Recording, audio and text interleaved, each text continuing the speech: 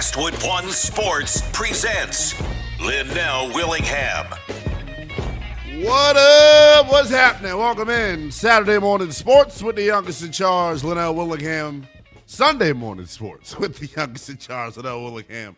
As we get you up to 11 a.m. Eastern Time, number to hit us up on the talking text line, 310-840-4910.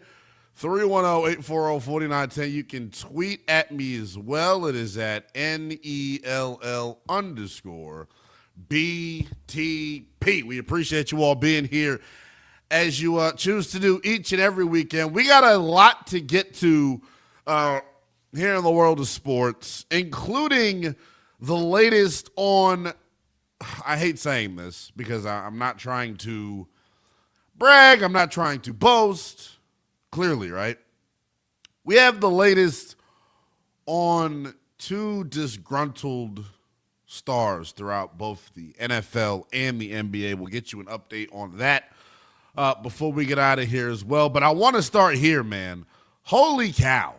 We're going to open up the phones coming up here in a second, but Lionel Messi last night, ladies and gentlemen, with his goal against Jordan, now has a 7-game scoring streak in the FIFA World Cup, the longest in a World Cup history. We talked about him a couple weekends ago, right? But it was through the lens of, where he stands and where his record stood, amongst, the most difficult records to break in all of sports. What we saw last night from Lionel Messi, to me, was more than just about the goal itself, right? Just his impact on the game globally. And I don't know if we talked about this much last weekend, but to me, his impact on the game globally can't be understated, man. The influence that he has, it feels like, it feels like to me, we may be talking about him as maybe the most influential athlete of all time. I want to open up the phones on that here in this opening hour of the show on the talking text line, 310-840-4910. Where does Messi rank amongst the most influential athletes of all time? And when we talk about influence, right, when we talk about somebody being most influential, clearly, right, it is subjective. It depends on whether you're going to weigh the dominance in a sport. And obviously, if you are Lionel Messi, you have that for sure, talking about the way he has dominated professional soccer over the span of his career. You got to think about the cultural impact that I think you possibly, or I think you get here from a guy like Lionel Messi. I want to open up the phones on that, though, at 310-840-4910. Who is the most influential athlete in all of sports? Because I think after last night, Lionel Messi continues to stake his claim. He didn't get the start because the game meant nothing to his team going into it. But at about the 60-minute mark, the GOAT, Lionel Messi, ultimately checked into the football game. And it sounded like this.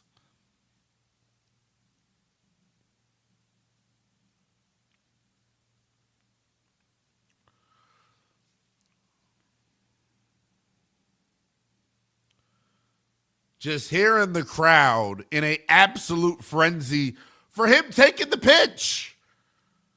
Wasn't him scoring yet, which we'll get to here in a second, but just his mere impact or just his mere presence in the game got folks to go bonkers. Ah, rah! It was awesome, man. It was awesome. I want to have a conversation on this, though, at 310-840-4910. Who is the most influential athlete in all the pro sports, man? I'm thinking now, after watching last night, how do you not give a real serious nod to one Lionel Messi when you think about what he has been able to accomplish over the course of his career to this point? He is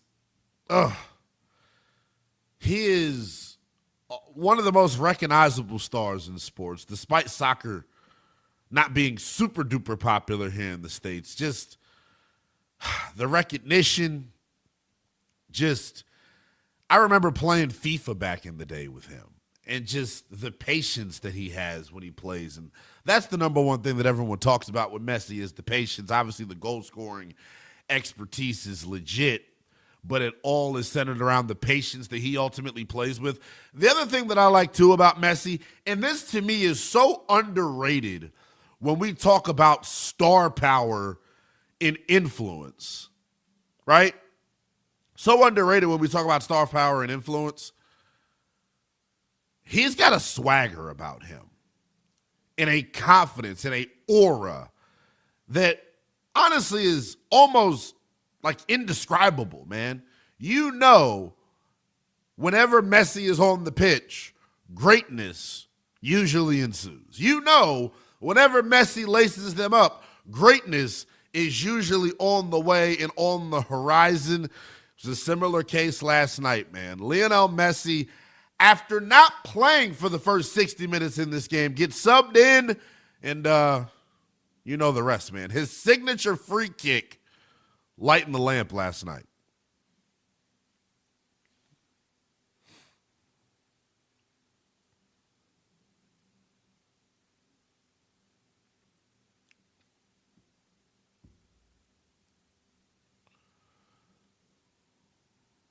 Wow. Argentina continuing to run through the group stage here. They finish with a perfect record here in the group stage as Messi, as you just heard, comes off the bench in the 60th minute against Jordan, celebrating his return with a free kick to seal the 3-1 victory for the reigning champs, Argentina, man. 39 years old is Lionel Messi, and he continues to show each and every time out on the pitch why he is considered the absolute best. After last night, Messi, 123 international goals, second all-time to Cristiano Ronaldo. And we got a bone to pick. We got a bone to pick with a certain country, if we're being real, right? Because we may have been cost a massive, massive opportunity. Portugal in their draw last night probably cost us one final World Cup matchup between Cristiano Ronaldo and Lionel Messi. And I am not going to sit here and pretend like I'm the biggest soccer fan in the world, but I do understand and respect greatness, right? I do understand and respect greatness. And what I know about Cristiano Ronaldo and what I know about Lionel Messi is that they are the gold standard for international soccer. They are the gold standard for international soccer. And the fact that the Portuguese are causing us one final matchup between those two is absolutely tough. Here's the way that it's going. I'm going to try my best to explain this for you. So in this World Cup, the path was set for Ronaldo and Messi to lock horns once again on soccer's biggest stage. When you think about what Messi has done here throughout the course of this tournament, and when you think about what Ronaldo has done throughout the course of this tournament and what those two mean to the sport, having them on the same field competing against one another, it's the equivalent, guys, of Bird in Magic, right? It's the equivalent, right, of Steelers and Ravens, right? Ohio State and Michigan. That is, just how competitive and just how instrumental these two dudes have been to the sport, man. And we have had, throughout the course of their careers, some ridiculous battles between Lionel Messi and Cristiano Ronaldo, man.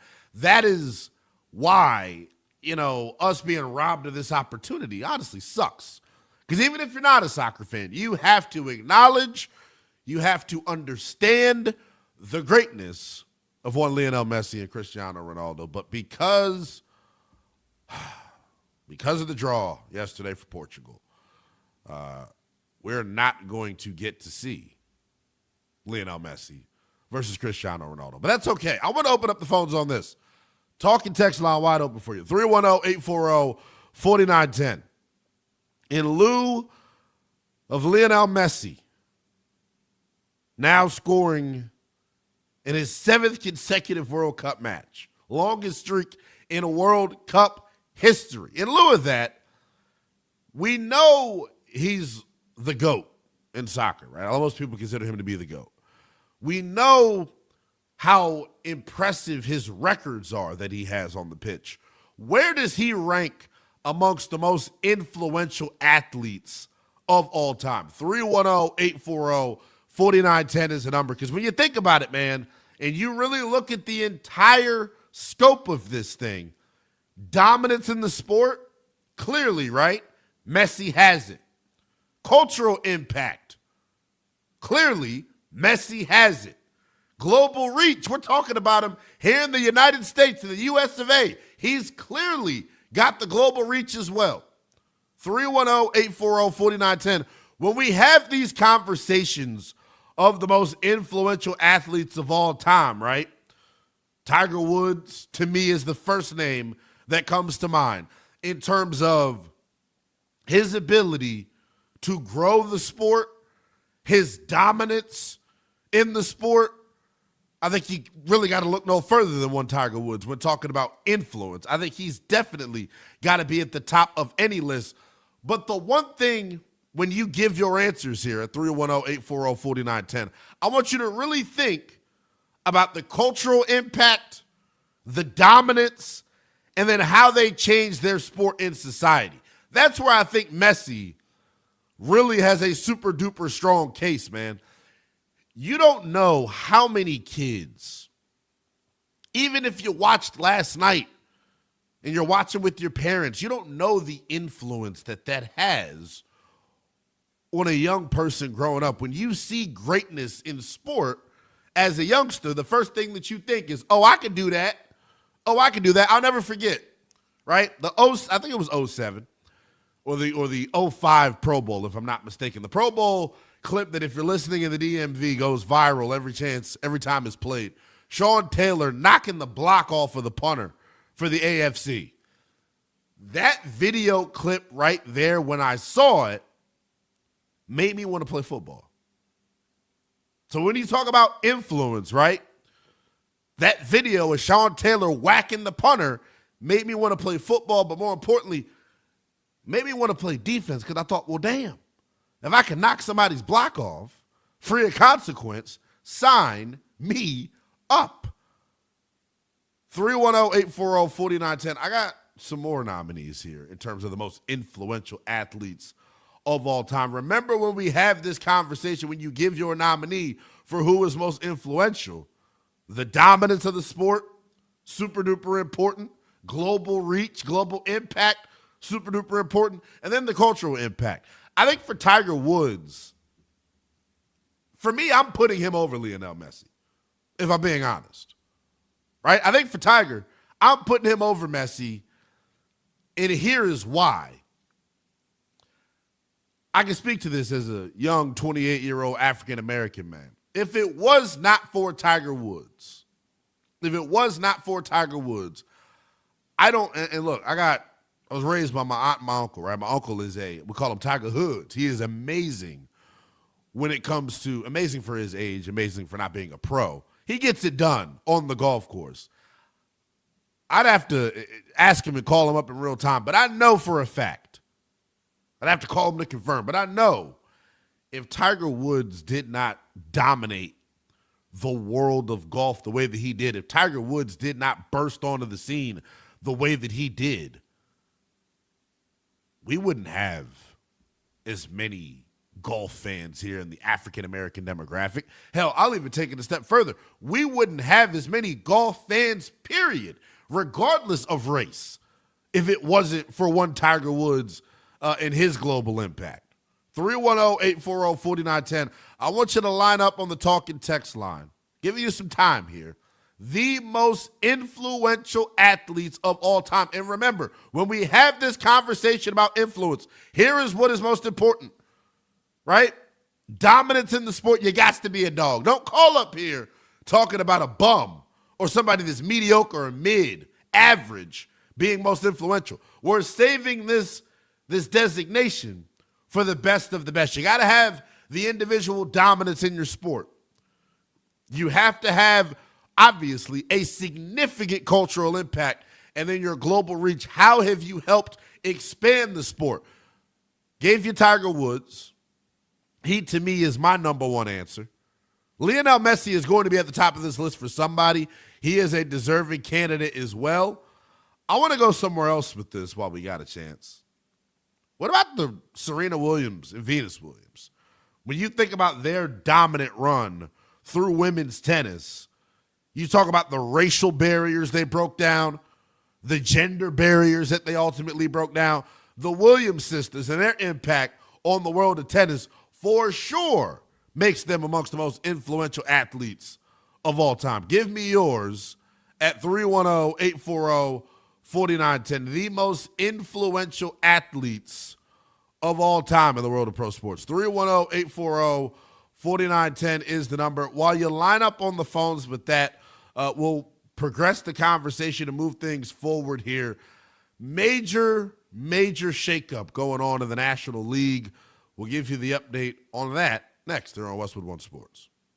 A shocking NBA trade sends LaMelo Ball to the Timberwolves for Naz Reid and a heap of draft picks. Westwood One!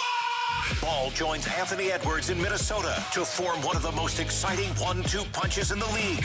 Will it be enough to get past the Spurs and Thunder? Westwood One Sports.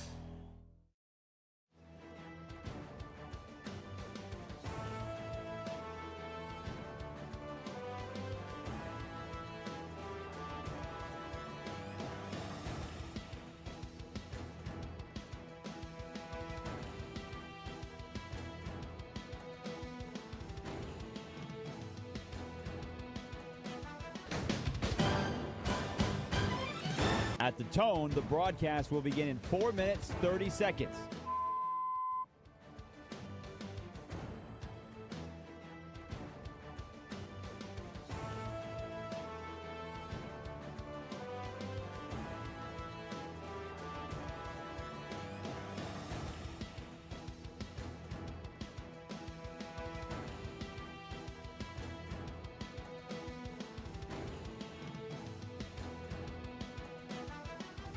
At the tone, the broadcast will begin in 4 minutes.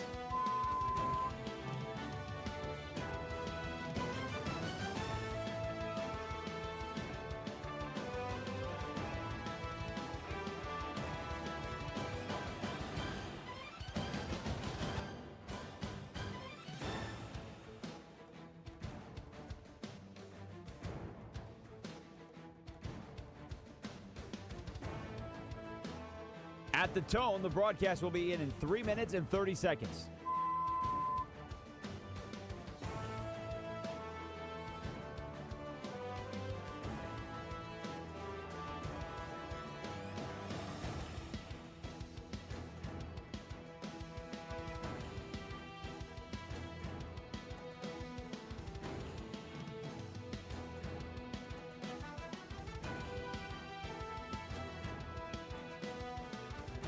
At the tone, the broadcast will begin in 3 minutes.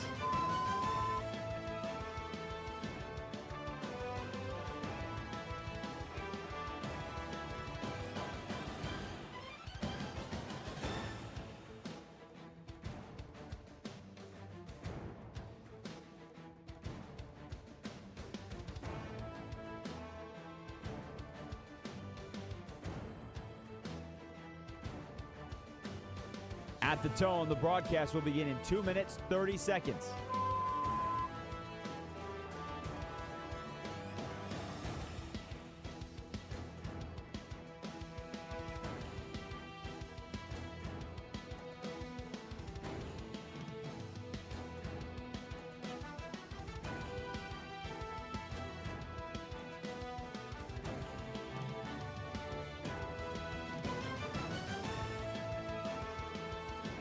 At the tone, the broadcast will begin in 2 minutes.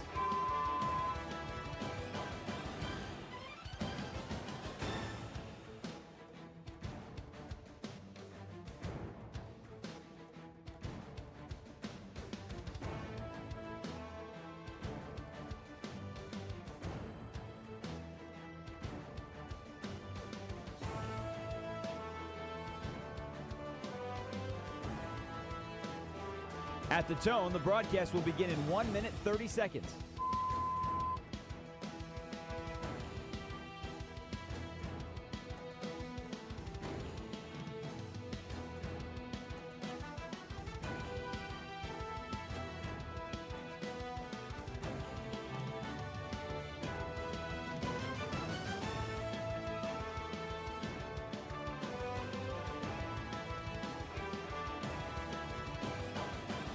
At the tone, the broadcast will begin in 1 minute.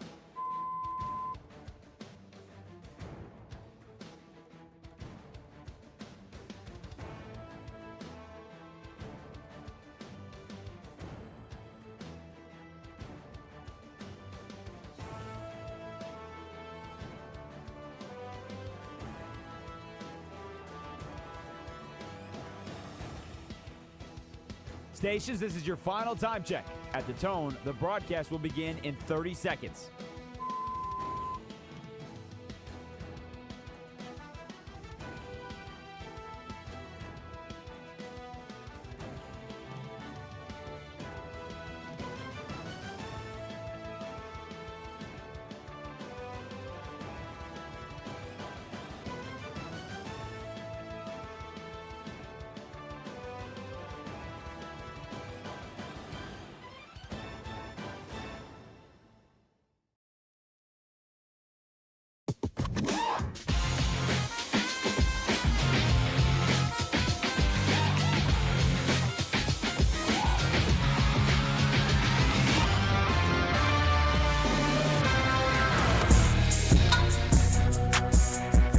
Westwood One Sports presents Linnell Willingham.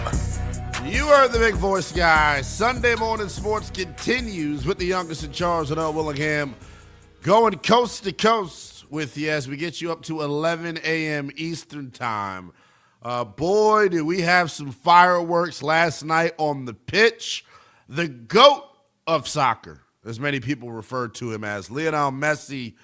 First and foremost, can we just take a listen to what it sounded like? He wasn't supposed to play last night for Argentina. There was a thought that he was going to rest as Argentina had already clinched their group. At the 60-minute mark, though, the GOAT checks in, and let's just say the folks in attendance thrilled at the sight.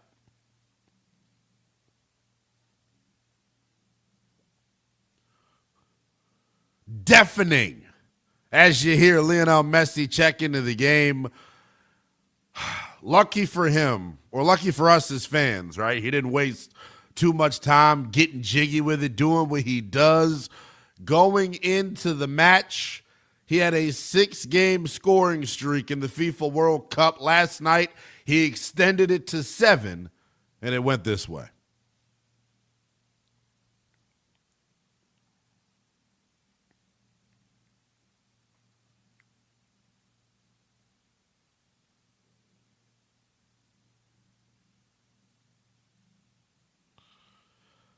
Seven consecutive matches with a goal in the World Cup, the longest streak in FIFA World Cup history. In lieu of the GOAT making history once again, who's the most influential athlete in the world of pro sports? 310-840-4910. When we talk about influence, right?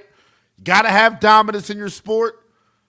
You got to have that cultural impact, and then your global reach just as big. 310-840-4910. My answer is Tiger Woods.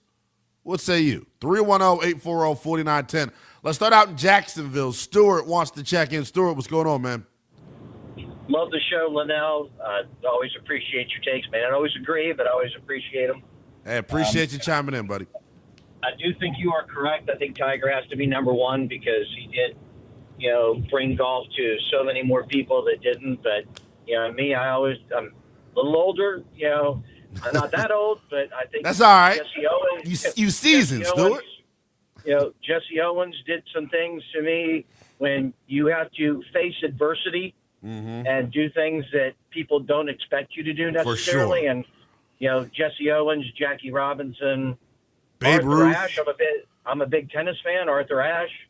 For sure. Babe Ruth.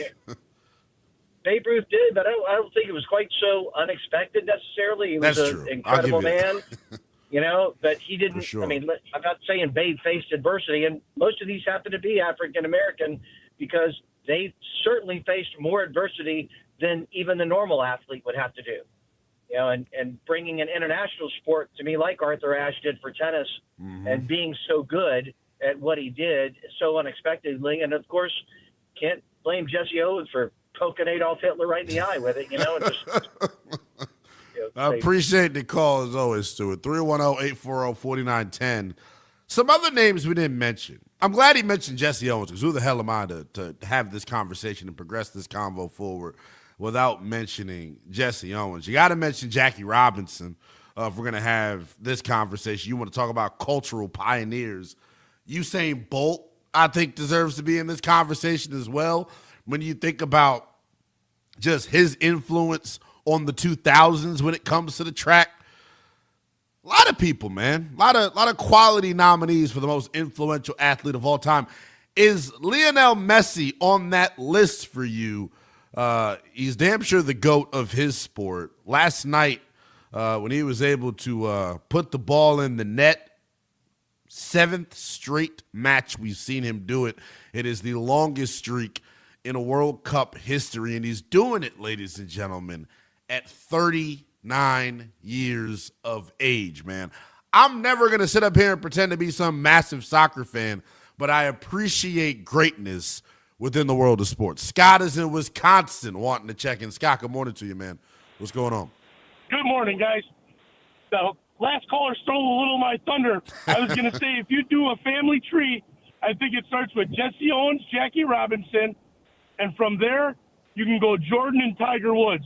Because I'm 55 years old, I got to see a lot of that. And every kid thought we could, whether we were white, black, whatever, we thought we could be Jordan with a pair of Jordans.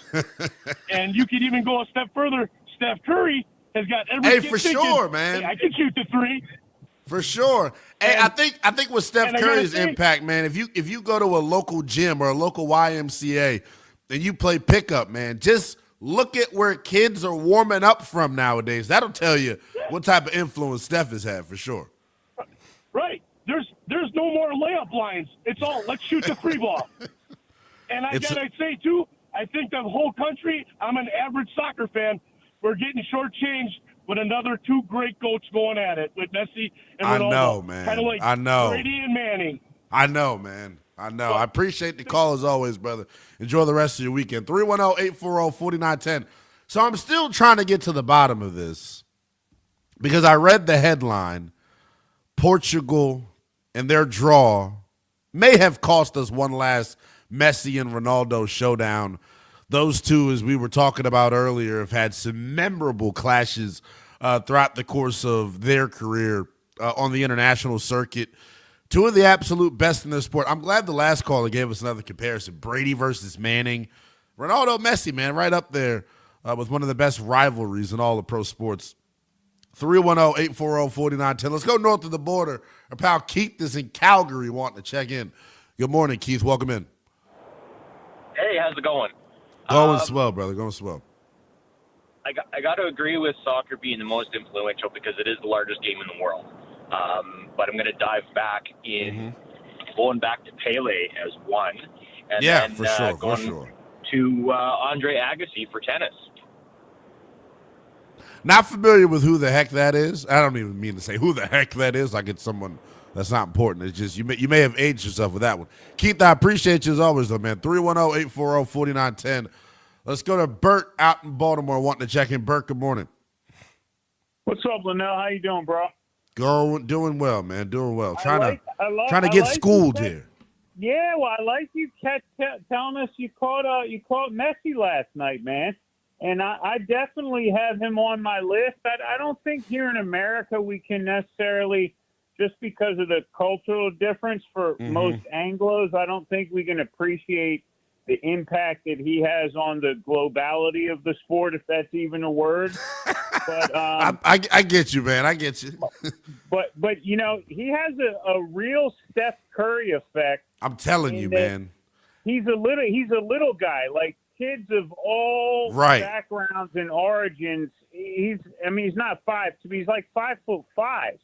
And But to your point, Bert, he's just like me and you. He looks like me and you walking down the street. Yep. He makes you feel like you can replicate what he's doing almost. Yep. The most amazing thing, if you ever want to go down a rabbit hole, Google the best players of all time on Messi, and you will find, to borrow one of your words, the most fascinating 30-second clips from the greatest players of all time, talking about how much better Messi is than themselves, anybody they've ever seen, anybody they've ever played with, blah, blah, blah, blah, blah. But my number one of all time would obviously be MJ, being a 53-year-old. For sure.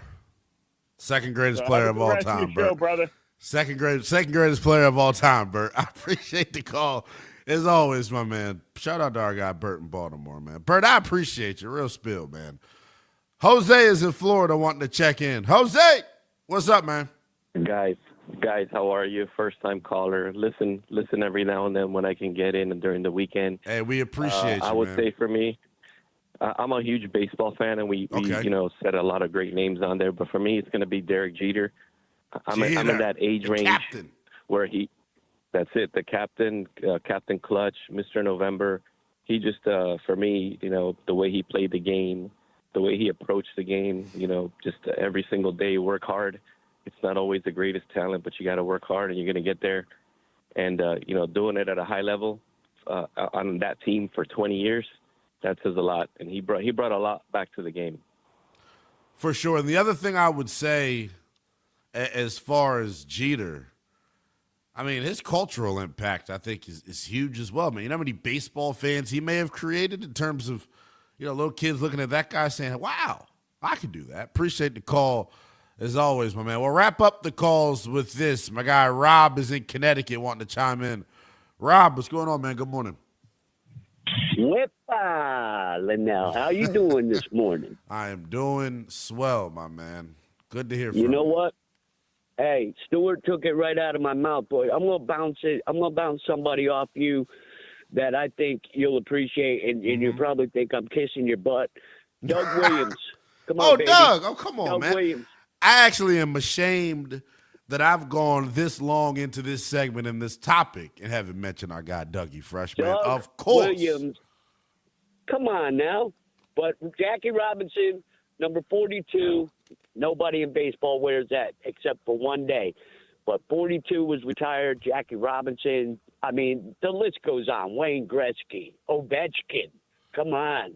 I mean, but Doug Williams influenced a lot of black quarterbacks in the league today.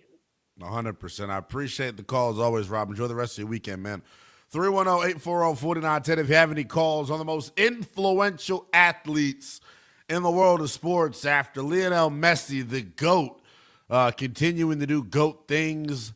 His goal last night marked his 7th consecutive match with a World Cup goal, the longest streak of all time. We'll get back into the World Cup coming up here in a second, but we did have some pretty big news out of Major League Baseball. The New York Mets on Friday firing their manager, Carlos Mendoza. When you think about what this year has been for the New York Mets, it has been a season from hell. A $375 million payroll, second highest in all of Major League Baseball, and they're 34-47 and in dead last in the National League East.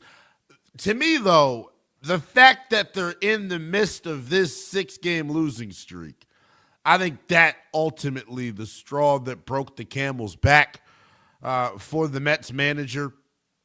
They've underperformed all year long. We know this. We saw the Phillies get rid of their manager back in April. I guess the question is, if you're a Mets fan, why now? Why did we wait up until this point to ultimately make a change? It's just tough here, man. It's tough to see, what this group has turned into. For those folks out there that are arguing for a certain something to be implemented into the CBA, a salary cap, maybe a salary cap, a spending floor, spending ceiling. For those that are asking for that to happen, look no further than the New York Mets. Doesn't matter if you spend money, you can still suck.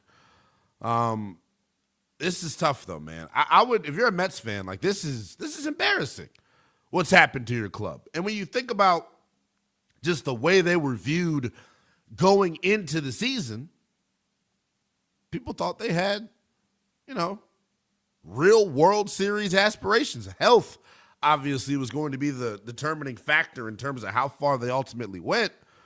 But where things sit right now, the tough part about it is, too, if you're like trying to put a finger on it, there's really not one thing that you can point to if you're a Mets fan in terms of why this thing has gone poorly, right? The instability.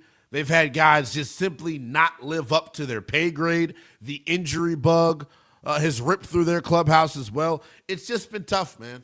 If you're a Mets fan, the saving grace about this, hell, saving grace is the wrong word. If you're a Mets fan, the worst part about this is the fact that there really isn't just one thing in particular that you can ultimately put your finger on. 310-840-4910 is the number. Lionel Messi scoring last night marked his 7th consecutive World Cup match with a goal. It's the longest streak in the history of the World Cup. In lieu of that, we know he's the GOAT, but who's the most influential athlete of all time? We've had a bunch of great calls on this. My nominee was Tiger Woods, and I'll be selfish here for a second. I'll be selfish and I'll be stubborn. I don't think there's another answer outside of Tiger Woods, but you let me know. 310-840-4910. Bill is in Florida wanting to check in. Bill, good morning to you, brother. What you got for us? How you doing? Doing good, man. Doing good. I think that you're wrong. I think that there's only one person that qualifies. Who is that? And that's Muhammad Ali. We haven't talked enough about Muhammad Ali here this morning. I think he checks every box, Bill, in terms of, kind of the prereq that I'm given here to be eligible for this. Got to have the dominance in your sport. You got to have the cultural impact, and you got to have the global reach. Muhammad Ali, for damn sure, checks every box. You're spot on. All right, take care. Hey, I appreciate you, man. JJ out in Wisconsin checking in. JJ, what you got for us, man? Who's the most influential athlete of all time? Hey, good morning. Good morning. I love the show. I'm sitting here riding with a friend, and his smart aleck answer right off the bat was Secretariat.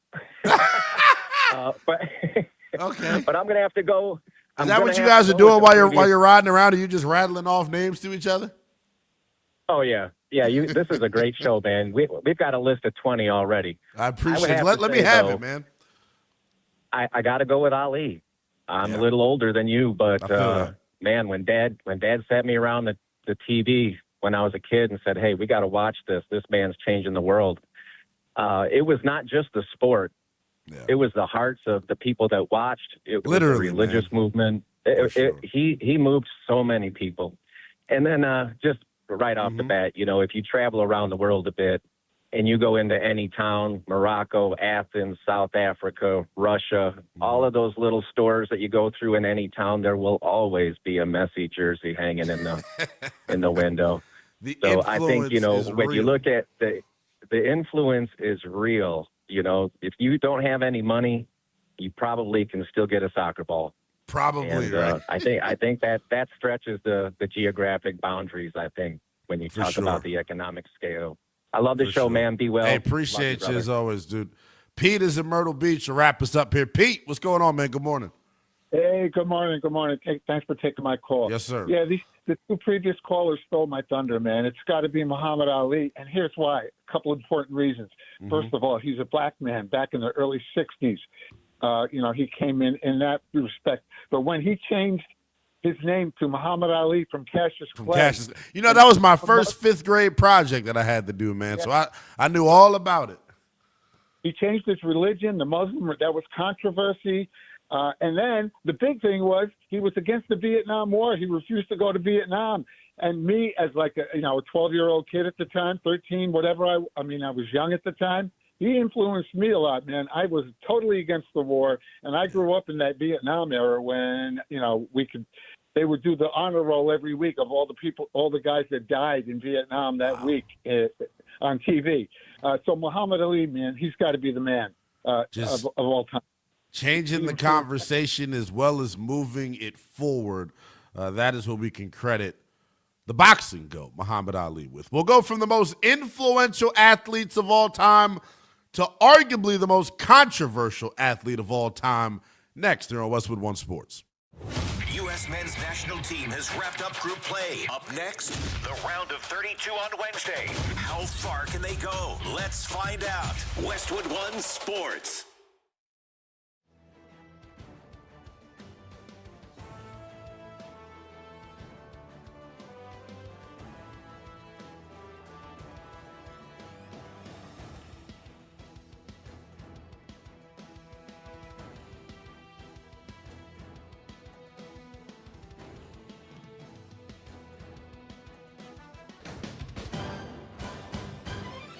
At the tone, the broadcast will begin in 4 minutes, 30 seconds.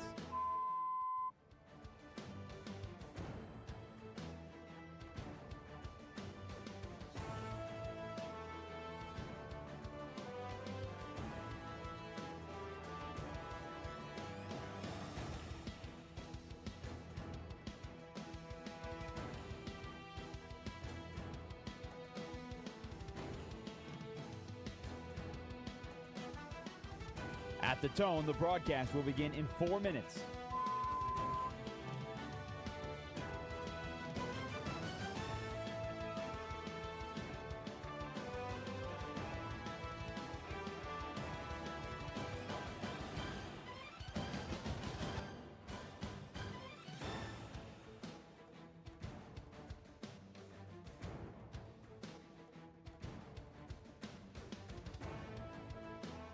At the tone, the broadcast will begin in 3 minutes and 30 seconds.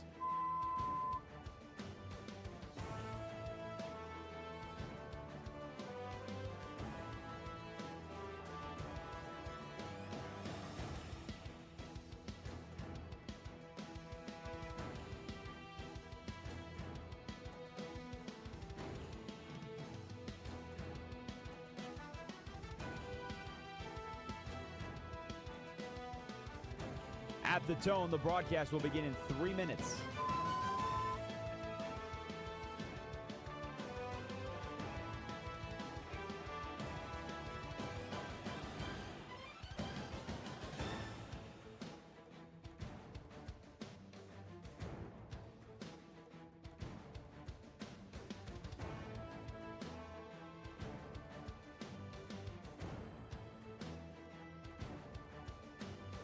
At the tone, the broadcast will begin in 2 minutes, 30 seconds.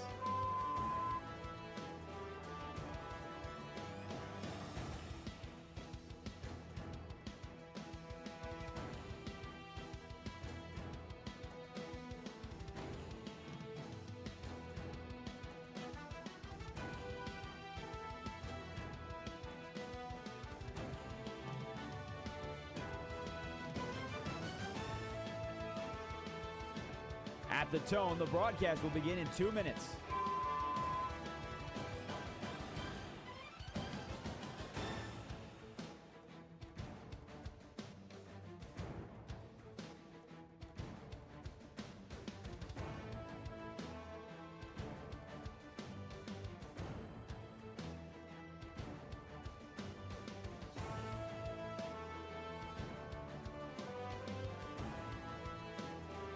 At the tone, the broadcast will begin in 1 minute, 30 seconds.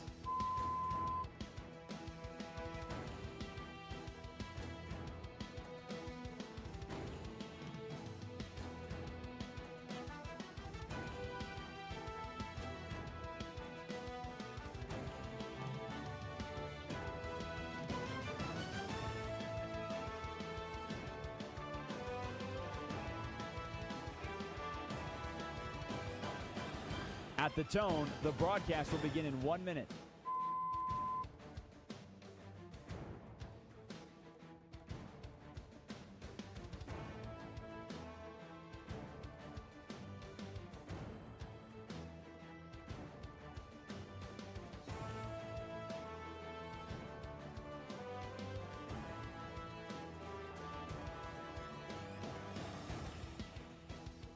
stations, this is your final time check. At the tone, the broadcast will begin in 30 seconds.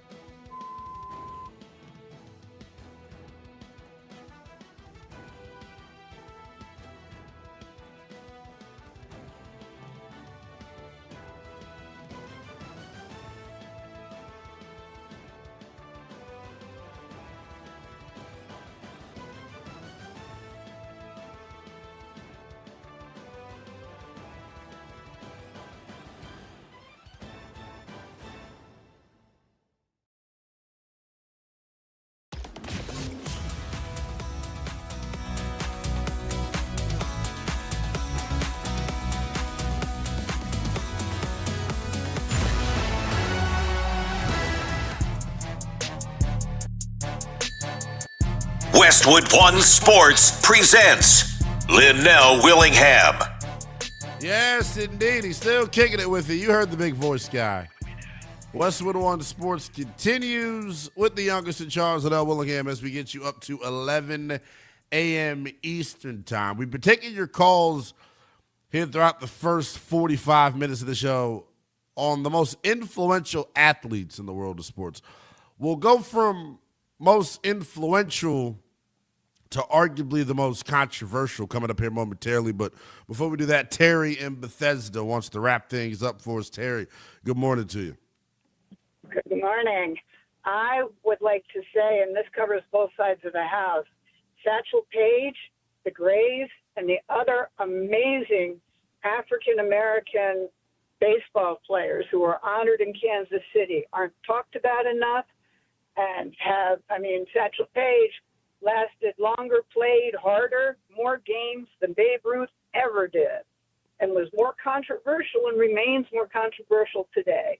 He has broken that barrier, I would say, more than Jackie Robinson did. Terry, strong thoughts. I appreciate you as always. I hope you enjoy the rest of your weekend. So we go from the most influential to the most controversial. Orenthal James Simpson. It was announced earlier this week by the Buffalo Bills organization that they will not be honoring O.J. Simpson at the team's new Highmark Stadium. Here is a quote from the Bills' president of operations, Pete Guelli, saying in a statement, quote, "We have made an organizational decision that he is not a fit to display inside our new stadium in family circles." So the Bills at their new stadium set to open up this fall, they're going to be honoring legends at their, they're calling it the team's family circle area outside of the new stadium.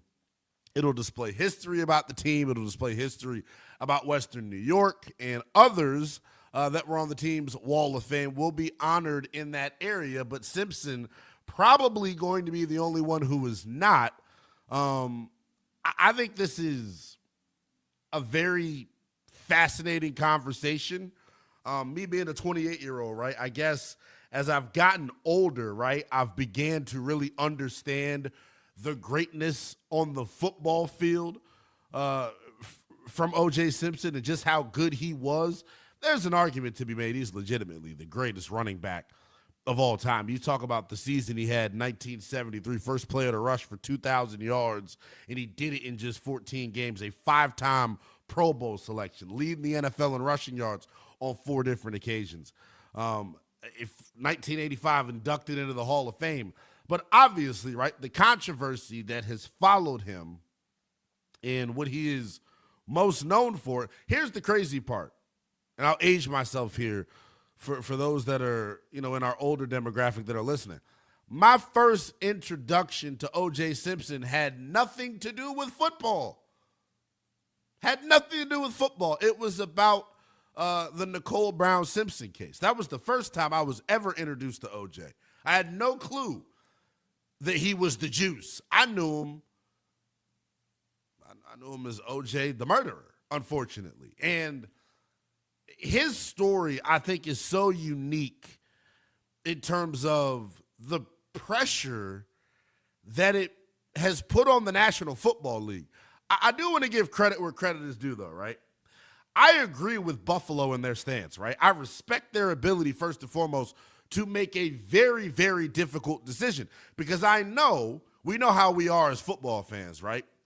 I mean, you're willing to turn the blind eye to just about anything when it comes to the National Football League.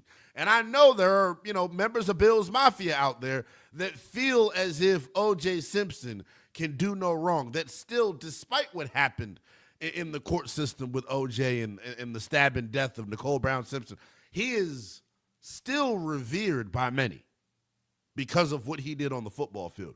So I give the Buffalo Bills organization a ton of credit and respect their ability to make a tough decision, because I know for them organizationally, most likely it was not an easy one.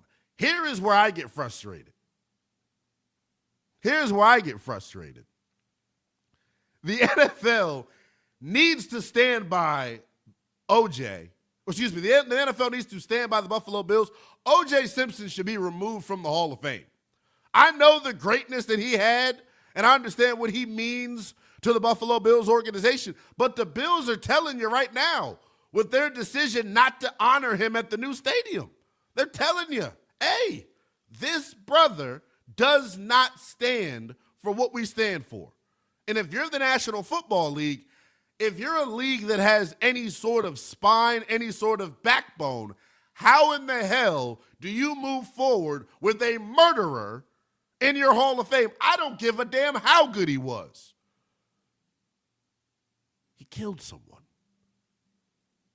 Am I tripping on this? 310-840-4910. I want to get controversial here on a Sunday morning. Opening up the phones on O.J. Simpson, you bet your ass we're doing it. Should the National Football League remove Orenthal James Simpson from the Pro Football Hall of Fame? 310-840-4910 is the number. And then, secondly, do you agree with the Bills' decision as an organization to ultimately not honor him outside of their new stadium? 310-840-4910 is the number on that. It's crazy, though. And some of you are probably out there think I'm joking when I say this. I'm a 28-year-old. I'm telling you, I swear for the Lord, the first time I heard about O.J. Simpson, I promise to God, it had nothing, and I mean nothing, to do with football. It just did. 310-840-4910 is the number. I got a couple tweets rolling in here this morning. You can tweet at me as well and keep the conversation going that way. It is at NELL_BTP.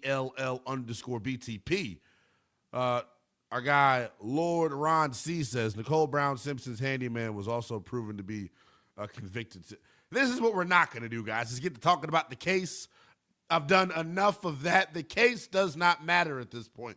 What does matter is the National Football League and their decision to have him remain a member of the Pro Football Hall of Fame. Do you agree with the decision? And then secondly, the Buffalo Bills drawing their line in the sand when it comes to the new Highmark Stadium. They have made the decision to say that no, we absolutely cannot under any circumstance honor Orenthal James Simpson at this stadium.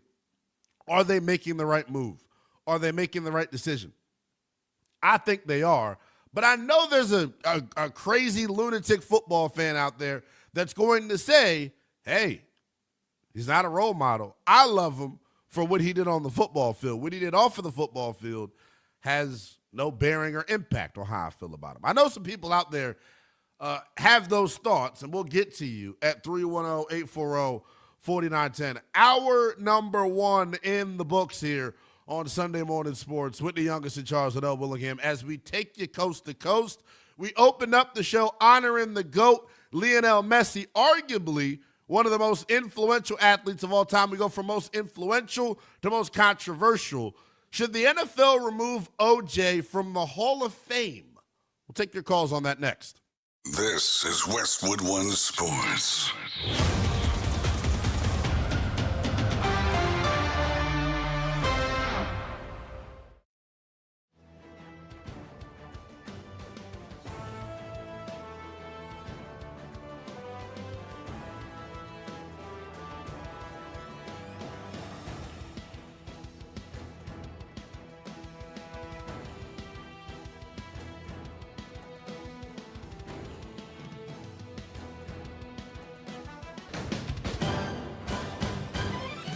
At the tone, the broadcast will begin in 4 minutes, 30 seconds.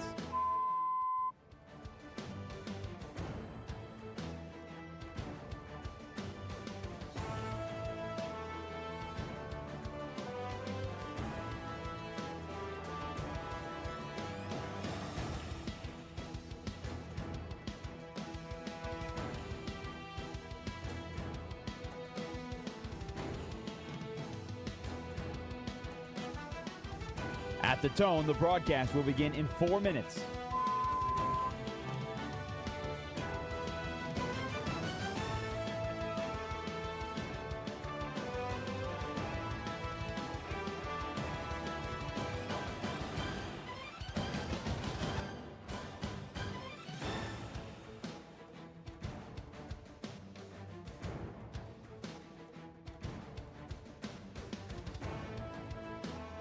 At the tone, the broadcast will be in 3 minutes and 30 seconds.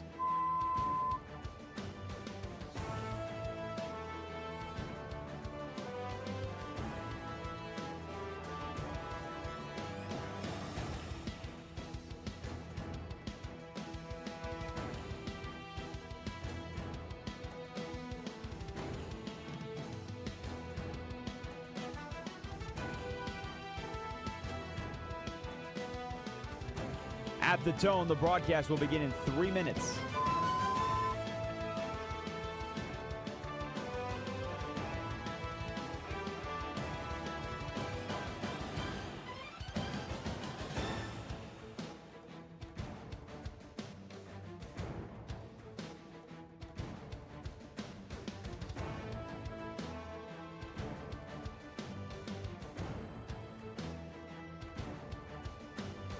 At the tone, the broadcast will begin in 2 minutes, 30 seconds.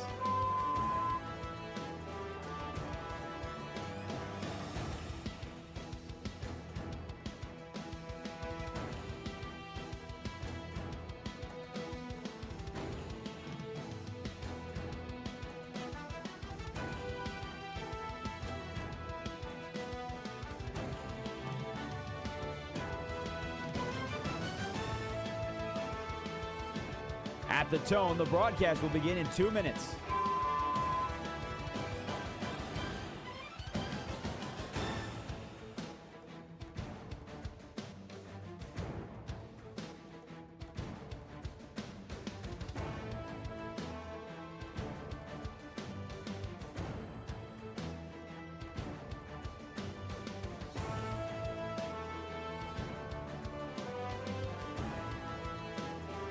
At the tone, the broadcast will begin in 1 minute, 30 seconds.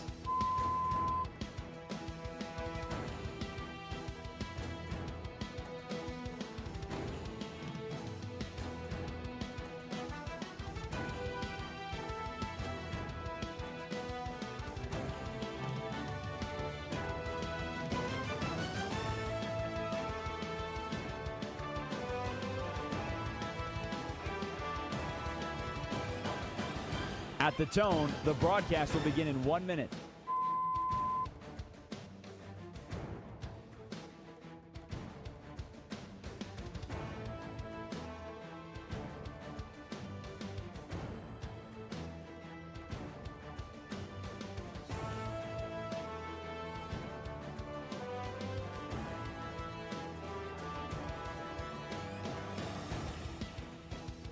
Stations, this is your final time check. At the tone, the broadcast will begin in 30 seconds.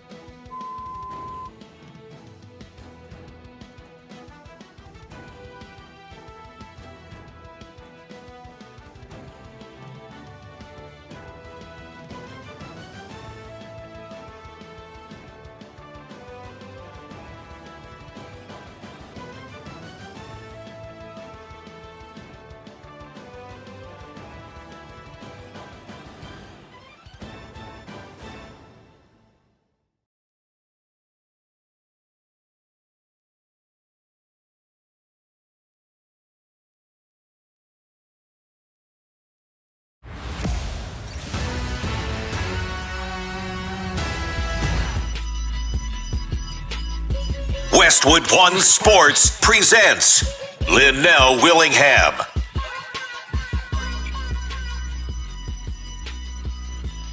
What up?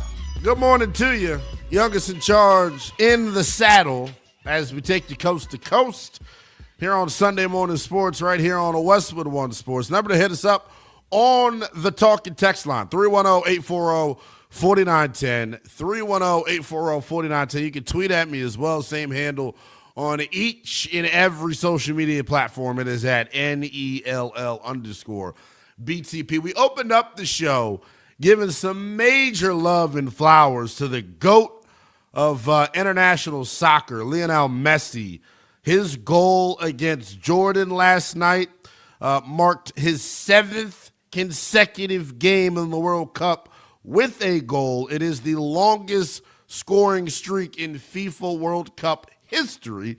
In light of that, we took a bunch of calls on who was the most influential athlete in all the pro sports. Now we move on from most influential to arguably the most controversial. The Buffalo Bills announced yesterday that they're going to make the decision not to honor one O.J. Simpson outside of the new Highmark Stadium in Buffalo.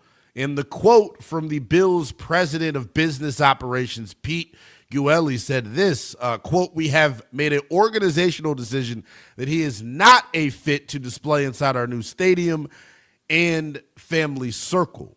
So OJ's name was displayed in the last Bills stadium as a part of the Wall of Fame that was created back in 1980. And shocker, he was the first member ever inducted. I'm not telling our older audience anything you don't already know. O.J. Simpson, the Juice, he had the nickname for a reason, right? His 1973 season, the greatest season ever from a running back, 2,000-plus yards in a span of just 14 games, 5-time Pro Bowler throughout the course of his career, led the NFL in rushing on 4 different occasions. But for a 28-year-old, as I said before the last break, for a 28-year-old, my first introduction to O.J. Simpson, I actually lied to you all. It wasn't the 1995 trial because my ass wasn't even born yet. It was him going back and stealing his memorabilia back. Do y'all remember that? O.J. got robbed. It's honestly Terrion Arnold style. And we haven't even talked about Terrion Arnold in the Lions corner in the National Football League. The first I heard about O.J. was his memorabilia getting taken and then him going to get it back in blood, Pooh Shiesty style. I couldn't believe what I was reading. I couldn't believe what I was watching, ladies and gentlemen. But I say all that to say this. I respect the Bills' decision. I actually think it was overdue. They should have took his ass out of the previous Wall of Fame. But I respect this decision because it has backbone. I know that my thoughts here on this show are not the universal overarching thoughts about O.J. Simpson. Some people can't look past the accomplishments on the gridiron. I can. Buffalo's making a good decision. I stand by him for it. The ball is now in Roger Goodell's court. The ball is now in the National Football League's court. O.J. Simpson should be removed out of the Pro Football Hall of Fame yesterday. Is the NFL making the right decision leaving O.J. in the Hall of Fame? Should he be removed? And then do you agree with the Bills' decision not to honor him outside of the new Highmark Stadium? 310-840-4910 is the number on the talking text line here on Sunday Morning Sports. Let's get to the phones because they're lighting up here. How about we start out in Buffalo? Who would know better? Who would have a better perspective on O.J. than our guy Dan out in Buffalo wanting to chime in? Dan, good morning to you, man. What you got for us?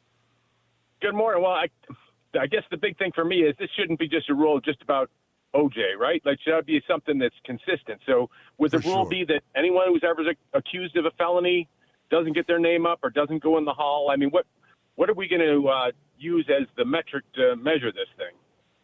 So, I mean, murder, it hits a little bit different is what I would say. So if they're accused of murder, then they're, they ought to be removed. So, like, no trial, no nothing, but just go as long as they're accused. Like, so now you're so clearly you're being sarcastic in this. Obviously, right? Obviously, no, we've hit this point. If he doesn't get convicted, if he's not convicted, of murder, it's someone who's not convicted of rape. Should they still be able to stay in? You know what I'm saying? I think you're asking all of the difficult questions here, and that's how we advance the conversation forward. Real quick, though, before we let you go, do you think he should be taken out of the NFL Hall of Fame? No, not unless you come up with a reason where you're going to be consistent with all of them across the board. And I think it'd be real tough to thread that needle. Strong call, strong take. I appreciate you as always. I couldn't disagree more with the last caller. What the hell is that guy talking about? He was let me not say he was convicted of murder, because technically he wasn't convicted. It was a not guilty verdict in 1995, and that case divided America in a way that at the time people didn't even think was possible in the late 1990s. We thought we were past, us being divided as a country, but the OJ case showing not so fast. 310-840-4910. Do you agree with the Bills' decision? And then secondly, should the National Football League remove O.J. Simpson from the Pro Football Hall of Fame? The last caller makes an interesting point, and now I've got to go down this rabbit hole of looking up, does any other NFL Hall of Famer have any prior felony convictions? If so, like the last caller said, we got to look into that. Let's go to Ron in Maryland wanting to check in. Ron, what's going on? Hey, man. Look, been listening to you locally for a long time, man. Happy to see you get syndicated. But appreciate you, man. I gotta agree with the last caller, man. And I'll say it this way: I was in the 5th grade watching the chase in class. Actually, I do believe. Well, I won't say if I believe he did it or not. The man was not convicted in a court of law. Also, someone else actually admitted to the crime. Glenn Rogers. Also, wait. Are you doing like a OJ conspiracy bit, or is this real? No. Who the hell is Glenn Rogers? No. I'm not hip. Give me hip, Ron. Put me on game, man. Glenn Edward Rogers. I'm looking him up right now. He was a convicted serial killer. He was also Nicole Brown Simpson's handyman. So look, and I'll say, I don't know what happened. He wasn't convicted, but what I do know is the juice was cold. That's what I do know. He was a badass running back. Lights out. So look, I can't say what happened in Nicole Brown Simpson's apartment, but I can say what happened on the football field. And he was ice cold. Yeah, for sure. I appreciate the call as always, man. 310-840-4910 is the number. The Buffalo Bills, they get ready to open up their new stadium coming up in the fall, the new Highmark Stadium. I'm actually excited and geeked up for it. Anytime we get a new stadium in the NFL, I always get excited. The Bills, though, making a decision as an organization that I'm sure if you're listening to Sports Talk Radio out in Buffalo Monday through Friday, it is one of the biggest talking points on their network. The Buffalo Bills as an organization deciding, no, we will not honor O.J. Simpson outside of our new stadium. And they're planning, as I try to find the point in the article here. So they're honoring legends and the teams. They're calling it a family circle area outside of the new stadium.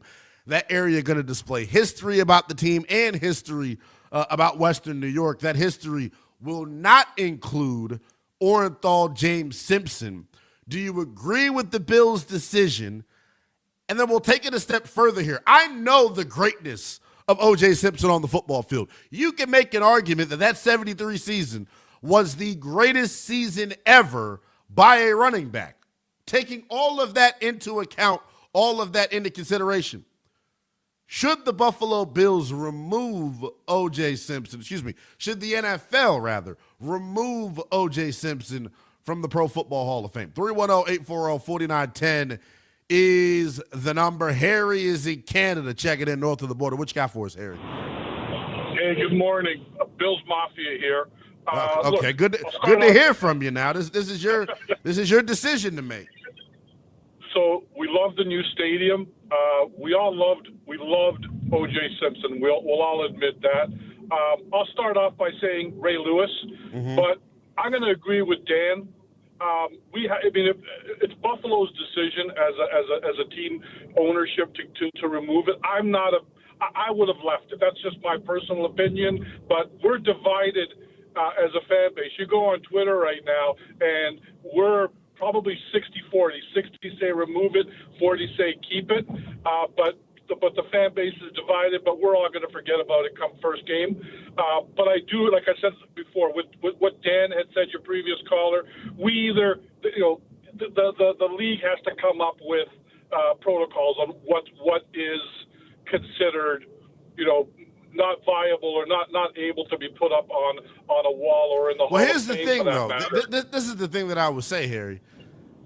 The Bills are making this decision. The NFL has showed you for years, I guess, where they stand on the situation because Simpson remains in the Pro Football Hall of Fame.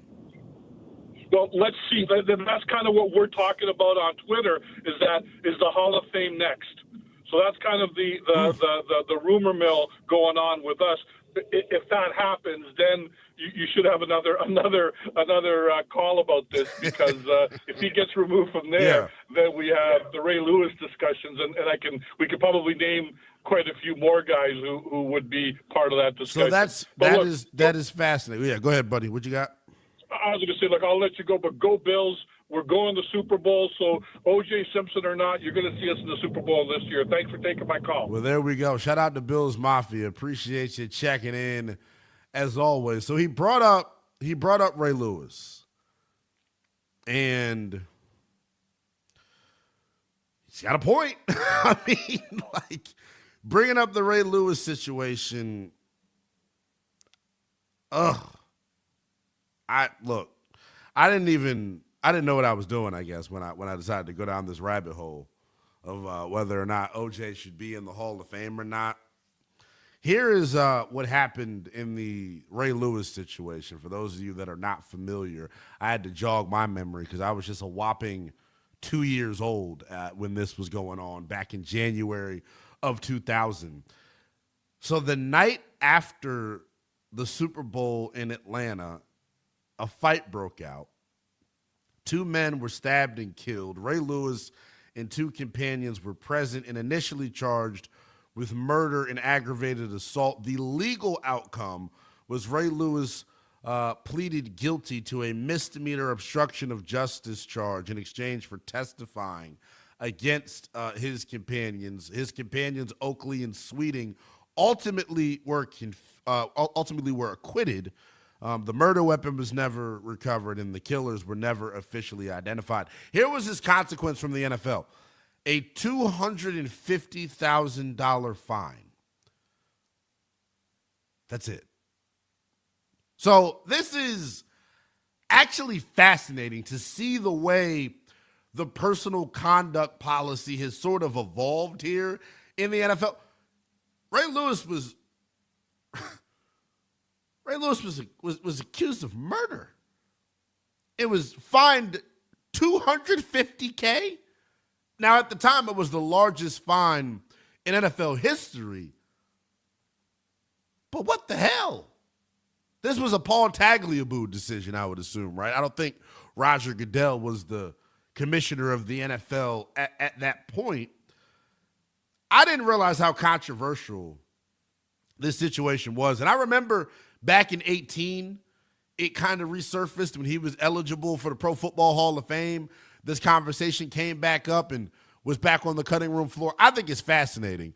And it provides an interesting parallel when talking about O.J. Simpson. What is the difference here between O.J. and Ray Lewis in terms of their Hall of Fame eligibility? 310-840-4910 is the number. The Buffalo Bills making the controversial decision not to honor O.J. Simpson outside of their new stadium that's going up. It'll be completed this summer. I agree with Buffalo's decision. I want to take your calls on whether or not you do Here's the other piece of this thing. The Bills doing their best to distance themselves from O.J. Simpson. Should the NFL distance themselves from O.J. by removing him from the Pro Football Hall of Fame? 310-840-4910 is the number. EJ is in D.C. wanting to chime in. EJ, what's going on? Thanks for taking my call, Linnea.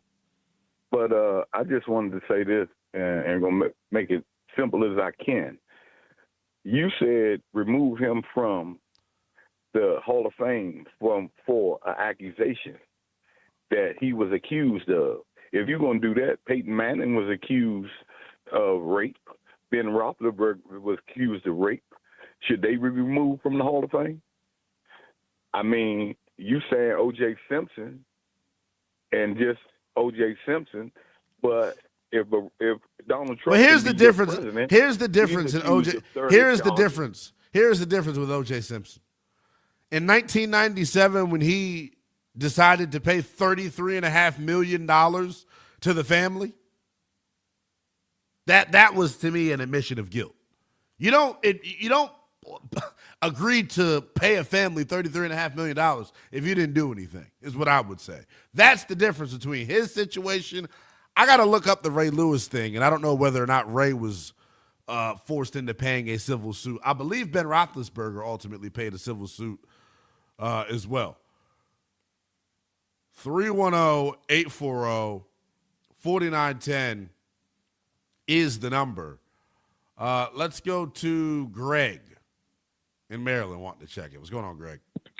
Lunel, what's up, man? Hey, congrats on the syndication, man. I've been listening to you on 106.7 since you pretty much got on there, so it's very refreshing to turn on the radio and to hear you with that 310 number, man. Big stuff for you, man. I always love listening to you. I just want to say, it's just like the other callers, you just kind of open up Pandora's box, right? Because, again, you could remove O.J. from the Hall of Fame, but then you'd have to consider Ray Lewis. You'd have to consider Peyton, Ben Roethlisberger. I mean, even Brett Favre, who, granted, he didn't do anything to the extent of what, Ray Lewis was accused of or even what O.J. was accused of. But I'm saying stealing welfare money from one of the poorest states in the United States of America as a former professional athlete. Talking about Brett Favre, right? Yeah, Brett Favre. Yeah, you just open up all these. Hey, I forgot all about the Brett Favre situation. Hey, I tell you what, Brett Favre ass, now he's trying to talk about he got Parkinson's or whatnot. Brett Favre ass was robbing them folks in Mississippi, man. That's what I'm saying. And didn't apologize. Nothing has come from that. So, again, that Netflix documentary came out. Hey, that Netflix documentary put his ass in the pocket. Exactly. And I even think he was still, when he played, he was exposing himself to one of the pool reporters or something like that. So, again, this man's just been all kind of messed up. So, the Buffalo Bills, I think they're within their right to do whatever it is they want to do. Just kind of like, I'm a Commanders fan, and I'm like, if we could remove every remnant, I will hope Mr. Taylor will remove every remnant of Dan Snyder from that organization because it's within his right. But ultimately, like I said, with the NFL, I don't think Roger Goodell going to touch that just because he would have to put some of his guys, you know what I mean, good old boys club on the front line, and I don't think that he would want that. So I'll drop off with them, man. Keep doing your thing. I appreciate you. Hey, appreciate you checking in, man. 310-840-4910. If you got any more calls on whether or not the NFL should remove O.J. from the Hall of Fame, the Bills taking the step to not honor him at the new Highmark Stadium. Do you agree with that decision? And should the NFL remove him from the Hall of Fame? Your calls on that, plus I'll tell you the two most impactful new coordinators in the National Football League. That is next here on Westwood One Sports. NFL training camps open in 1 month. Yes, you're allowed to get excited. All going through it together. Let's go. It's almost time to pull that jersey out of the back of your closet. Here we go. Westwood One Sports.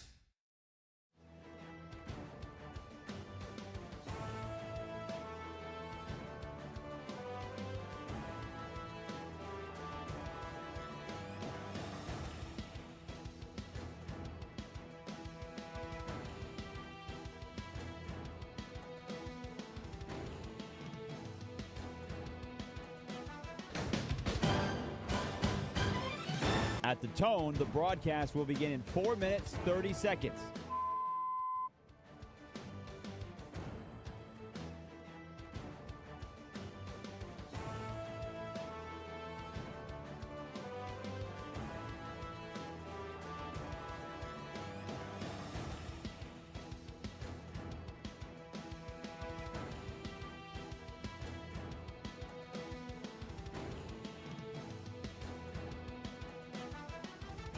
At the tone, the broadcast will begin in 4 minutes.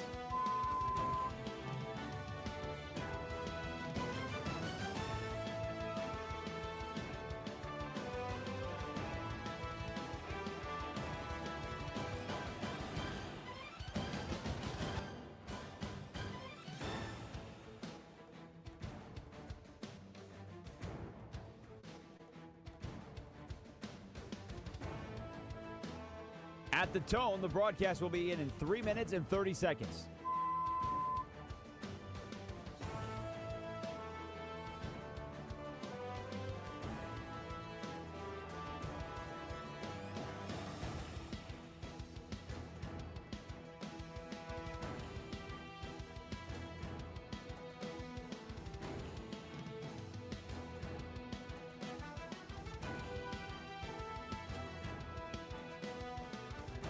At the tone, the broadcast will begin in 3 minutes.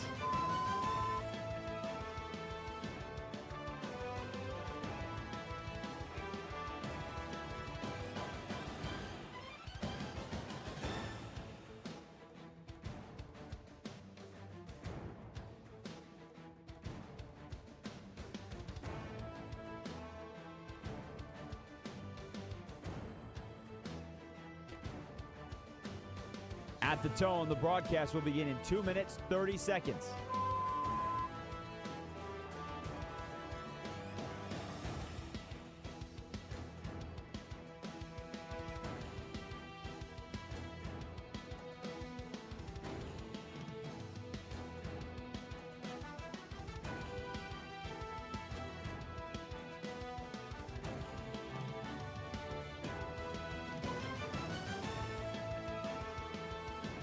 At the tone, the broadcast will begin in 2 minutes.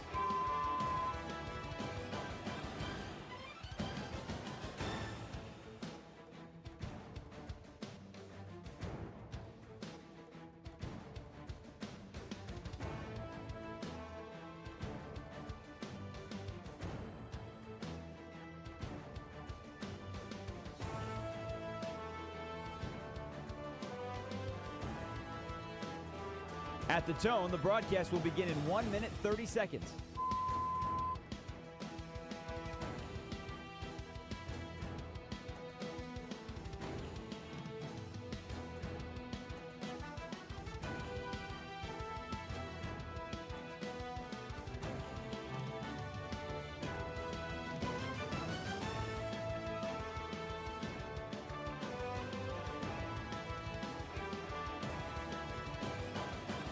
At the tone, the broadcast will begin in 1 minute.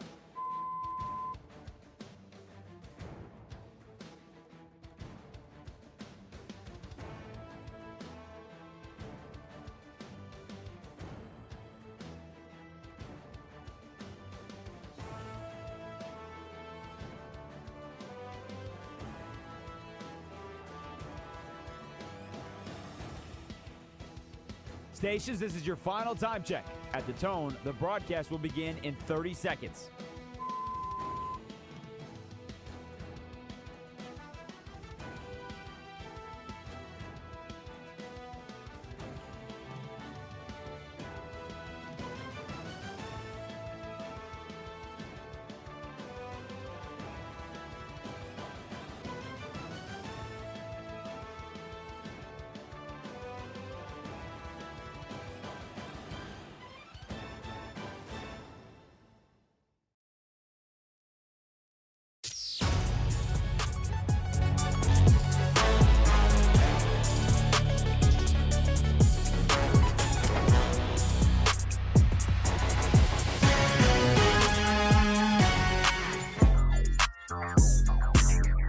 Westwood One Sports presents Linnell Willingham. I'm going to tell you what it is and what it ain't in the world of sports as we take you coast to coast here on Sunday Morning Sports with the youngest in charge, Linnell Willingham. I will get you up to 11 a.m. Eastern time. Remember to hit us up on the talking text line, 310-840-4910. Talking text line getting spicy this morning. On a Sunday? On a Sunday, my good people. We opened up the show with this. It feels like we've taken so many calls throughout the course of the show. We open up the show with this. Lionel Messi, Le GOAT, as I like to call him, scoring again last night. He didn't enter the game until the 60th minute. Then he goes on to score another goal. His 7th consecutive World Cup match with a goal. So in lieu of that, we took a bunch of calls on the most influential athlete in all of pro sports. We moved from the most influential to arguably the most controversial. If you're just joining us here this morning, first and foremost, good morning to you. Yesterday, it was officially announced by the Buffalo Bills that they would not be honoring franchise icon O.J. Simpson at the team's new Highmark Stadium. And the quote from Bills president of business operations, Pete Jueli, says this: "We have made an organizational decision that he is not a fit to display inside our new stadium in family circle." And it feels like on the show here, we've kind of opened up Pandora's box. Make no mistake about it, from a talent standpoint, O.J. Simpson, although I've never watched him, right? 28, you get it. You can make an argument he is one of the top 5 greatest running backs of all time. His 73 season, you can make an argument, was the greatest running back season of all time. First player to rush for over 2,000 yards, and he did it in just 14 games. Obviously, the Nicole Brown-Simpson case is kind of hanging over O.J. Simpson and is a dark cloud over his legacy. But as we know, he ultimately was found not guilty by a grand jury. So the question remains here. Okay, Buffalo, I agree with their decision to distance themselves from him. If you are the National Football League, do you go down that rabbit hole? Because as you all have alluded to on the phones here, if you're going to remove OJ out of the Hall of Fame, and that's what we're taking your calls on right now, do you agree with Buffalo's decision to distance themselves? And then should the NFL take him out of the Hall of Fame? If you're going to take OJ out of the Hall of Fame, you got to have conversations about a bunch of other guys as well. And you wonder here, is the NFL willing to open Pandora's box? 310-840-4910. I'm glad that Brett Favre was brought up because I think his situation is unique is the way that I would describe it, for lack of a better phrase. It is downright trifling, if we're being honest and transparent with it. It is. But should he be removed out of the National Football League Hall of Fame? See, if this was college, you see how they did Reggie Bush. If this was college now, I mean, he would have been had his stuff stripped from him. That's just how they roll at the collegiate level. This is fascinating, though. And then as I sit here and think about it, Brett Favre obviously gets brought up. Ray Lewis gets brought up. When we further this conversation, though, I think the bigger piece of this, and I'll say the quiet part out loud, right? These athletes are just that. They're just athletes. They're not role models. They're not, philanthropists. In some cases they are, but they're not role models. So when we have these conversations of what is morally correct and what is not, I think it gets interesting and we begin to double talk without even knowing it. The NFL, right? The NFL, if we're being honest, does not align with a lot of our morals and a lot of our beliefs in terms of some of the decisions that they've made with their sport over the past 25, 30 years. Yet we still support the product. So in this situation, right, I don't know, man. I'm having a real tough time getting my thoughts aligned in real time here because I see it from both sides of the coin, right? I see if anyone out there has a problem with OJ being in the Pro Football Hall of Fame, how could I not be understanding of it? How could I not? But on the same coin, if you want him to remain in the Hall of Fame, I get that as well, because if you're going to kick him out, well, then you got to kick everybody else out as well. Someone typed in the YouTube chat, when did the NFL become the moral police? See, that is what's so fascinating about all of this. It's not that the NFL is the morality police or the morale police. It's up to you to decide what you want to support, what you want to put your hard-earned dollars into. I'm just giving you both sides of the coin here. And the reality is, if you are somebody out there who believes OJ should be stripped from the Hall of Fame, you have an extremely valid point. Question is, does the rest of America agree with you? 310-840-4910 is the number. We're loaded on the phones. Let's continue it. Cheryl is in Florida wanting to check in. Good morning, Miss Cheryl. How are you? Hey, good morning. How you doing? So, I'm good. I'm a big O.J. Simpson fan when he was playing. I am, an older person, so I've seen all of his, his whole story. But my whole thing is, it's interesting that the Bills want to put him out, but they have other people in that Hall of Fame that had some issues. You had Andre Reed. He had issues with drunk driving and reckless driving. And Bruce Smith also had some issue. And Thurman Thomas. And all three of them are in their Hall of Fame. And they've had legal issues. Now, it's not to the extent of OJ's. No, but let's not minimize. Hold it, Cheryl. It's not to the extent of OJ, but let's not minimize the damage that can be done by drinking and driving. I never want to underscore Absolutely. that. I don't know about the Andre Reed or the Thurman Thomas controversies, if I'm being honest with you. Remember, Andre Reed, I believe Andre Reed and Thurman Thomas got into a bar fight, and they were actually charged with, I forgot, maybe the misdemeanor assault. I don't remember. But what I'm trying to say, not everybody is perfect in their Wall of Fame. And, OJ was acquitted. So therefore, people just don't want to get over the fact that he was acquitted. Now, yes, he was charged with robbery, but I consider that was a bogus charge altogether anyway, because people wanted to get him for the fact that they believe he murdered his wife and the waiter. So, I will say this, Miss Cheryl, I totally underscored just how polarizing O.J. Simpson was, especially to the older demographic. I appreciate your call. I got to let you run because we got a bunch of other calls lined up here.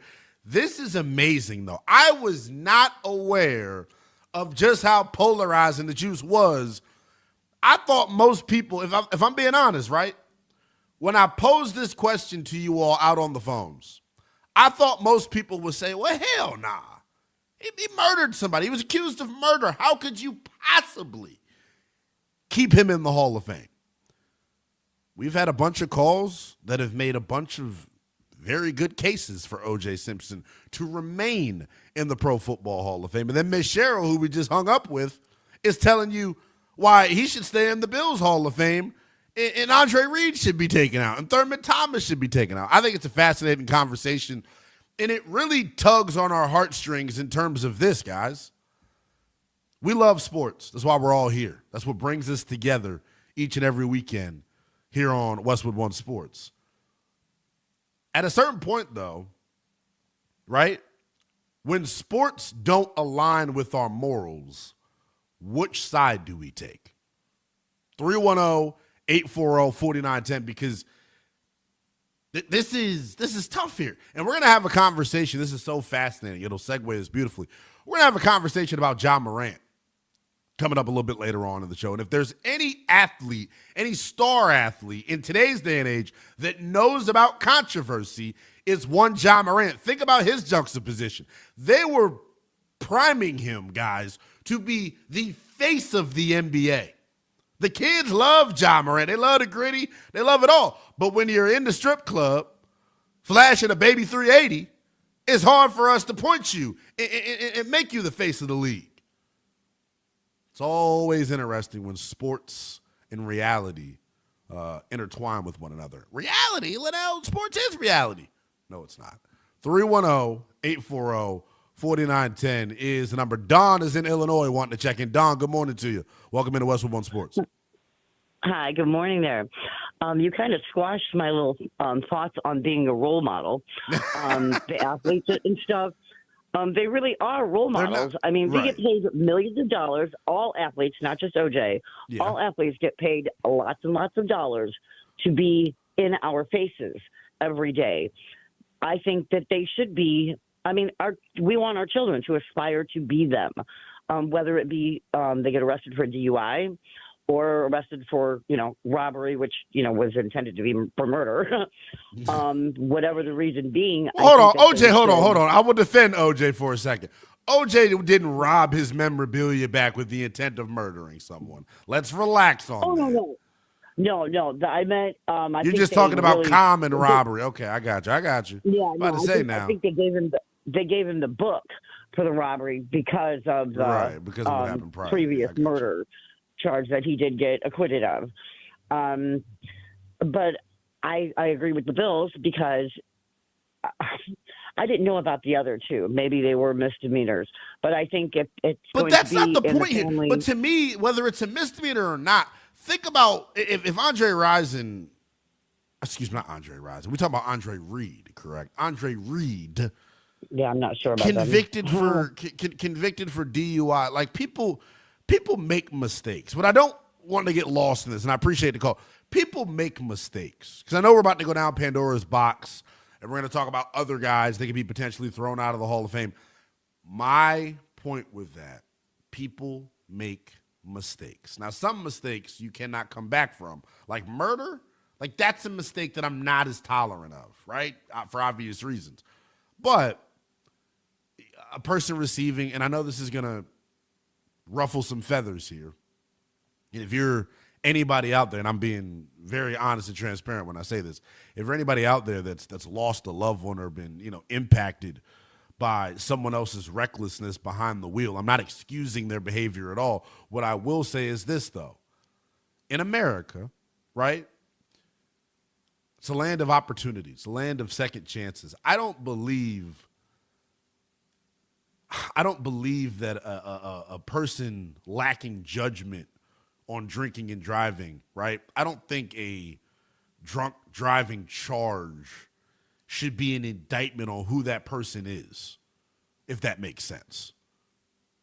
Clearly they're irresponsible, obviously, but people grow. People improve as they get older and more mature. People make better decisions as they get older and more mature. So that's where this conversation gets fascinating. I don't want to be the morality police, though, or the moral police, whatever is the best phrase. However you want to say it, you say it your way. I do want to get your thoughts on this, though, at 310-840-4910. The Buffalo Bills distancing themselves from franchise icon O.J. Simpson. He is not going to be honored in their Legends Plaza outside of the new Highmark Stadium. Do you agree with the Bills' decision? And then should the National Football League look into removing Simpson from the Pro Football Hall of Fame? We'll take your calls on that. Plus, we'll get into the future of Grizzlies point guard Ja Morant next here on Westwood One Sports. A shocking NBA trade sends LaMelo Ball to the Timberwolves for Naz Reid and a heap of draft picks. Westwood One! Ball joins Anthony Edwards in Minnesota to form one of the most exciting 1-2 punches in the league. Will it be enough to get past the Spurs and Thunder? Westwood One Sports.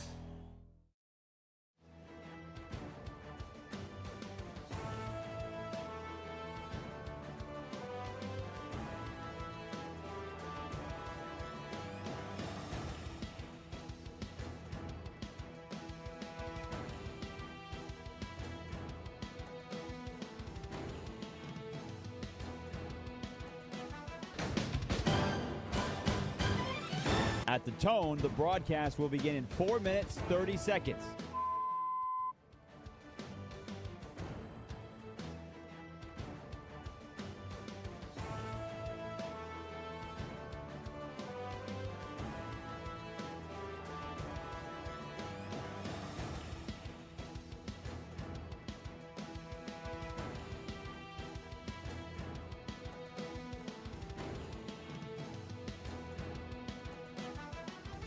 At the tone, the broadcast will begin in 4 minutes.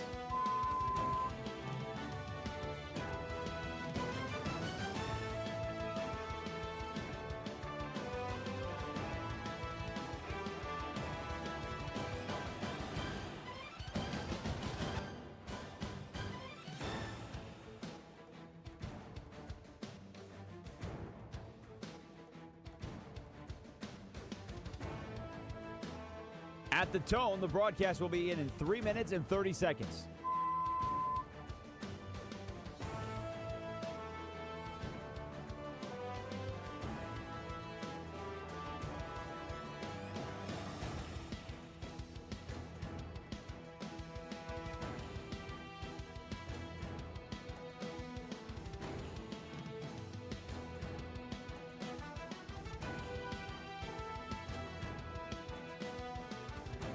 At the tone, the broadcast will begin in 3 minutes.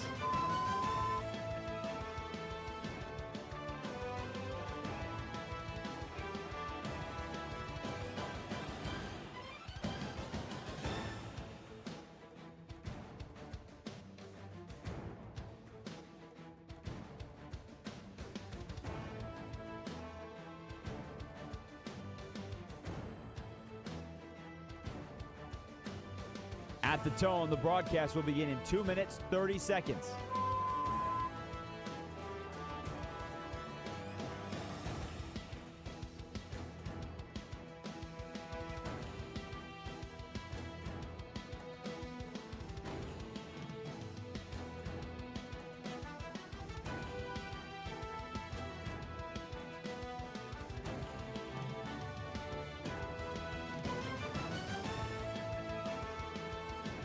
At the tone, the broadcast will begin in 2 minutes.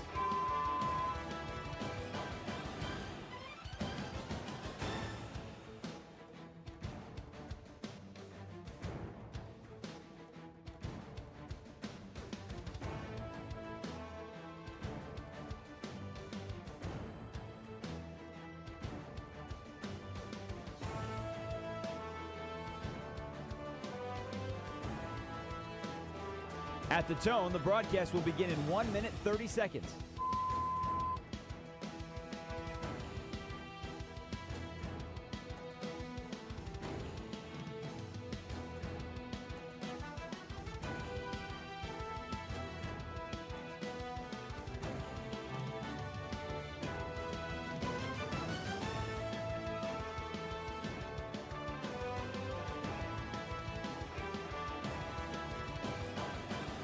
At the tone, the broadcast will begin in 1 minute.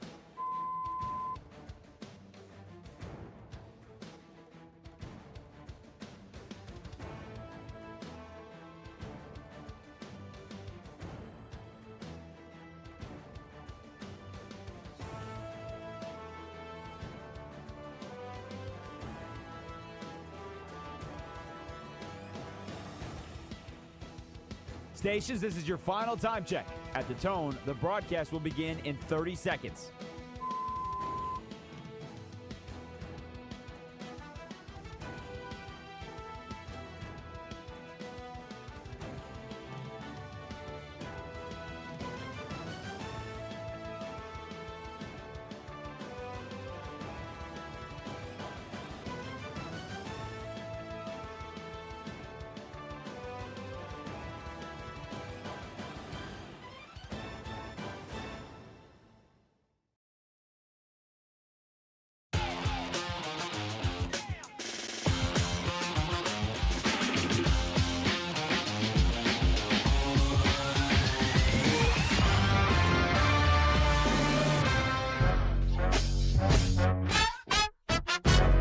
Westwood One Sports presents Linnell Willingham. What up? What's happening? Party continues as we continue to take you coast to coast here on Westwood One Sports, Sunday morning sports with the youngest in charge. A lot more to get to as we ease our way into the final hour of power over on the East Coast. That'll be 10 a.m. Eastern time, final hour of power on the East Coast. If you're listening in any of the surrounding states across the country, we welcome you into the program as well. 310-840-4910 is the number here. The Buffalo Bills making a controversial decision, choosing to distance themselves from franchise icon O.J. Simpson as they get geared up to open up their new stadium coming up this fall. He will not be honored in their Legends Plaza, and that's not the official name. They're calling it their new Stadium and Family Circle is what they're officially calling it. They're going to honor legends in the team's family circle, and they're also going to display history about the team and Western New York. He was the first ever inductee into the Buffalo Bills Wall of Fame back in 1980. And over the years, there's obviously been plenty of controversy and plenty of folks wanting him to be removed from that. The Buffalo Bills never did it, never succumbing to the pressure. But this time around, they're choosing not to honor him in the new stadium. Do you agree with the Bills' decision? And then, two, should the NFL remove him from the Pro Football Hall of Fame? Arguably a top 5 running back of all time. First rusher to ever go for over 2,000-plus yards. 5-time NFL Pro Bowler. 4-time rushing champ. One of the greatest backs of all time, as I'm saying. But the off-the-field stuff, is it significant enough to remove him from the Hall of Fame? 310-840-4910. I think it's a very interesting parallel we're about to make here. O.J. Simpson, on the field, was one of the greatest of all time. Off the field, lacked judgment in a lot of situations. You can say the same about Grizzlies point guard Ja Morant. Think about how quickly things have changed for Ja Morant since entering the association. As recently as 18 months ago, Ja Morant was positioned to be the face of the NBA. And what Ja Morant has accomplished over the course of his career since being drafted back in 2019 is nothing short of spectacular, right? This is a guy that's normally available for his team if he's not being suspended. The injury bug has kind of got him here within the last year or so, but prior to that, his first 3-4 seasons in the league, Ja Morant was always ready and available. His 3-year stretch from 2021 to 2024 clearly established him as one of the best guards in all of the association. I mean, you think about the way his shoe flew off of the shelves. You think about his social media following. You think about the amount of Ja Morant 12 jerseys that were sold, not just in Memphis, but across the country. You think about the gritty that he popularized at the NBA level. He is a megastar, talking about Ja Morant. But his behavior off the court has put a major wrench in the future of his NBA career. Ja Morant, as of 2 seasons ago, 18 months ago, was widely viewed as one of the top guards in this sport and a face of the NBA. As we sit here on June the 28th of 2026, his future couldn't be more uncertain. Here is ESPN's Brian Windhorst doing his best to give us the latest on the future of Ja Morant in Memphis. We will get to Ja Morant coming up here momentarily. But I thought with the OJ conversation, bringing up Ja Morant, not trying to compare Ja to OJ. It's not at all what I'm trying to do. With the OJ conversation, though, I do think it's fascinating to bring up Ja Morant and where he currently stands in the landscape of the NBA. Here is ESPN's Brian Windhorst on Ja Morant and his future. It's not really a question for the Grizzlies. They're going to really try to trade him. I think we probably have seen the last moments of Ja Morant in a Grizzlies uniform. It just depends on how it's going to play itself out. They are looking to totally reset their franchise. Cam Boozer's selection at number 3 is part of that. They've had difficulty finding a trading partner for Ja Morant. There's not that many teams that need franchise point guards, quite frankly. A lot of them just drafted them last night that they want to develop. The one thing the Grizzlies have on their side that they could use in a Ja Morant trade would be a $29 million trade exception, one of the largest trade exceptions in the history of the NBA. So clearly, the relationship between organization and player has soured, and according to Brian Windhorst, Ja Morant more than likely has played his final game as a member of the Memphis Grizzlies. I know you all are lined up on the phones talking O.J. Simpson. I do want to open it up to Ja Morant as well. You can call in on O.J. and whether or not you think the NFL should keep him in the Hall of Fame. I also want to direct you and point you in this direction. Do you have any confidence in Ja Morant being able to resurrect his career?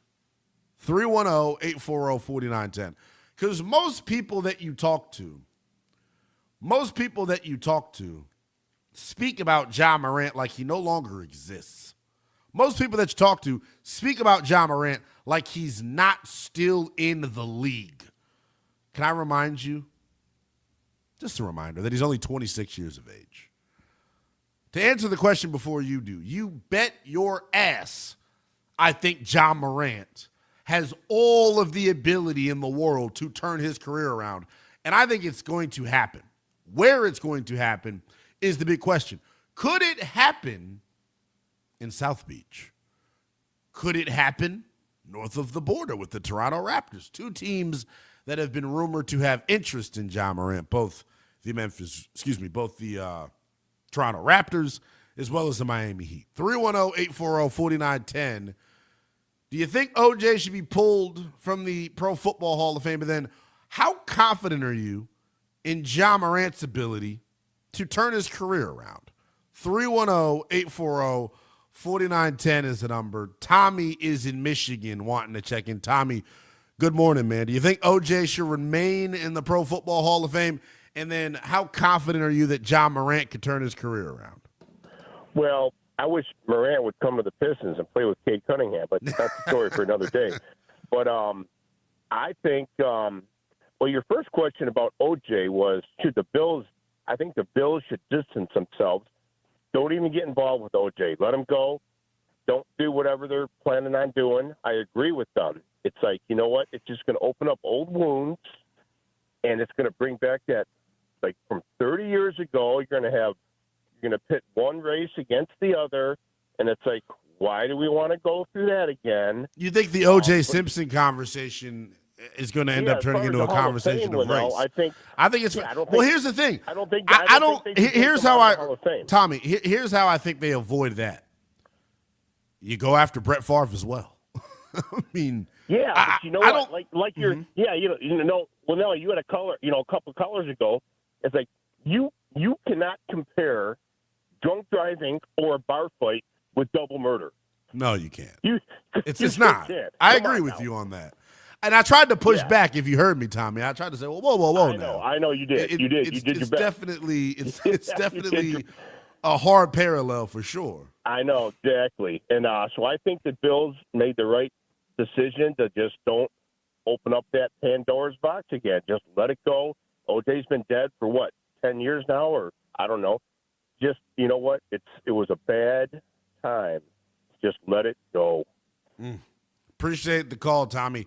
310-840-4910 is the number. I see a bunch of you all lined up on the phones. We got about a minute till we got to hit the break. Final hour of power coming right at you, man. There's a reason they call us the People's Show here on Westwood One Sports. Saturday morning sports, Sunday morning sports with the youngest in charge, opening up the lines for you to have it your way. It's your own sports radio Burger King. On the other side of the break, though, you're going to have it my way because we're talking about what I want to talk about. Kidding.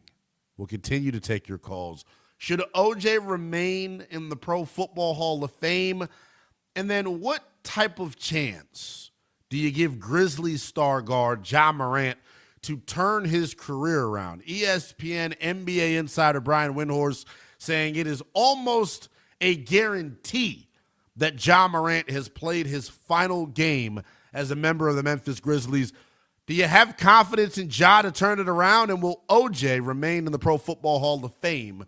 Your calls on that next here on Westwood One Sports. This is Westwood One Sports.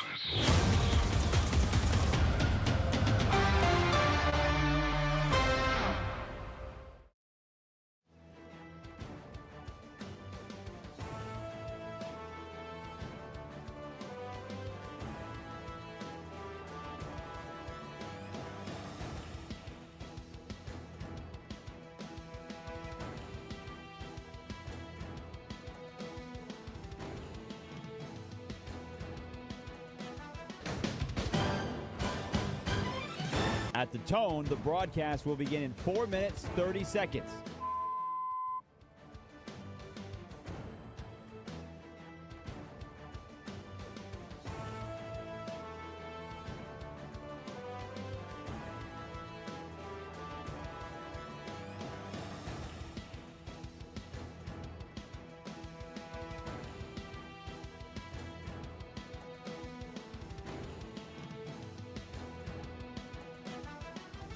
At the tone, the broadcast will begin in 4 minutes.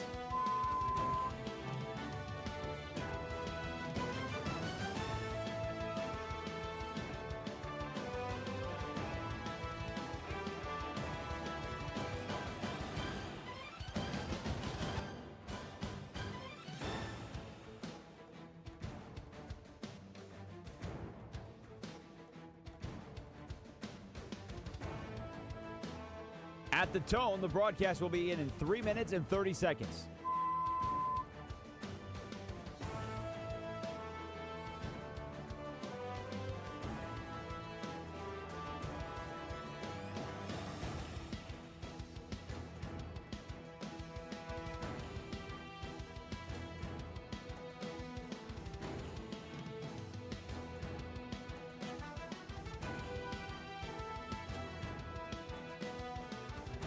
At the tone, the broadcast will begin in 3 minutes.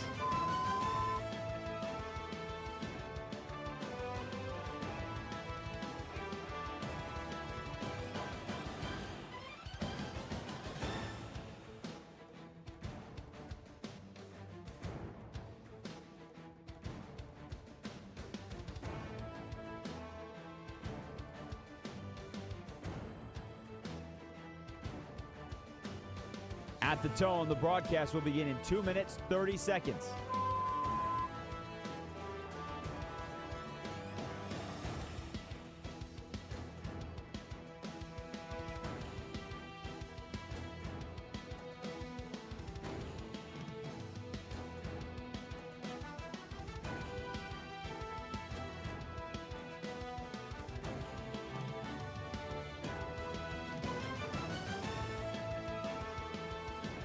At the tone, the broadcast will begin in 2 minutes.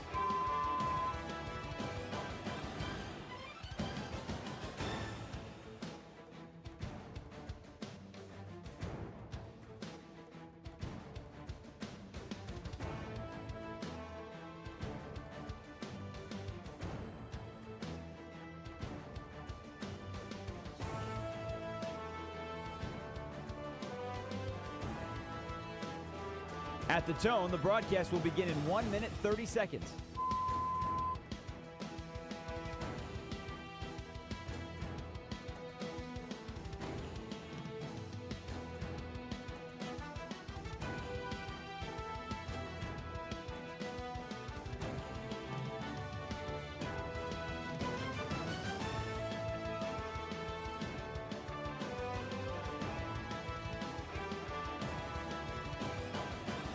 At the tone, the broadcast will begin in 1 minute.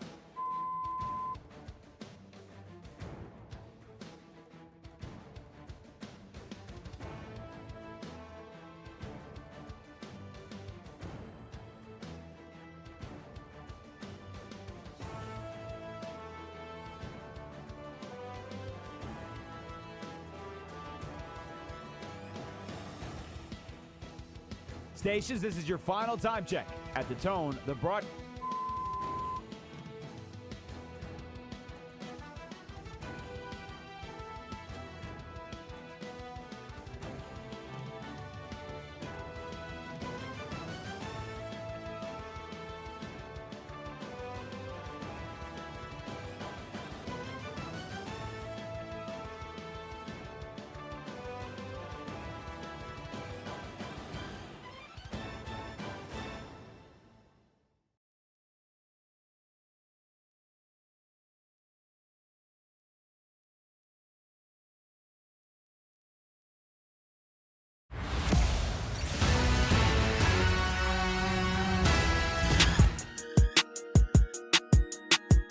Westwood One Sports presents Linnell Willingham. Final hour of power as we take you coast to coast here on Sunday Morning Sports with the youngest of Charles and Linnell Willingham. I'll get you up to 11 a.m. Eastern time. We got a lot more to get into. It feels like we're talking about troubled athletes all show long. We opened up talking about our guy Lionel Messi, who scored his 7th consecutive World Cup goal last night for Argentina. It was a record, and it went this way. Ow!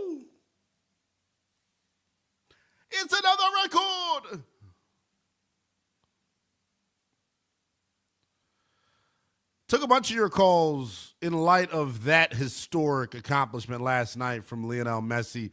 Took a bunch of calls on the most influential athlete in all of pro sports. Clearly, to me, Tiger Woods is the only correct answer. Holy cow. Never, ever are you supposed to cough. Excuse me, on the air. I couldn't help it, Thrill. I couldn't help it, pal. I'm totally losing it here in real time. Somebody give me some oxygen. I'm back on track, baby. There we go. I got Thrillium Fancy, son. Hello, Thrillium. How we doing around here? I'm trying The not juice to. is loose, I hear. I'm about to say the juice is loose. The juice is loose for sure, pal, and it's in my damn throat. Pause. That sounded weird. But yeah, 310-840-4910 is the number. Two things on the phones right now we're checking in on. One, the Buffalo Bills and their decision to distance themselves from O.J. Simpson. Do you agree with it? And then should the NFL follow suit and remove him from the Pro Football Hall of Fame?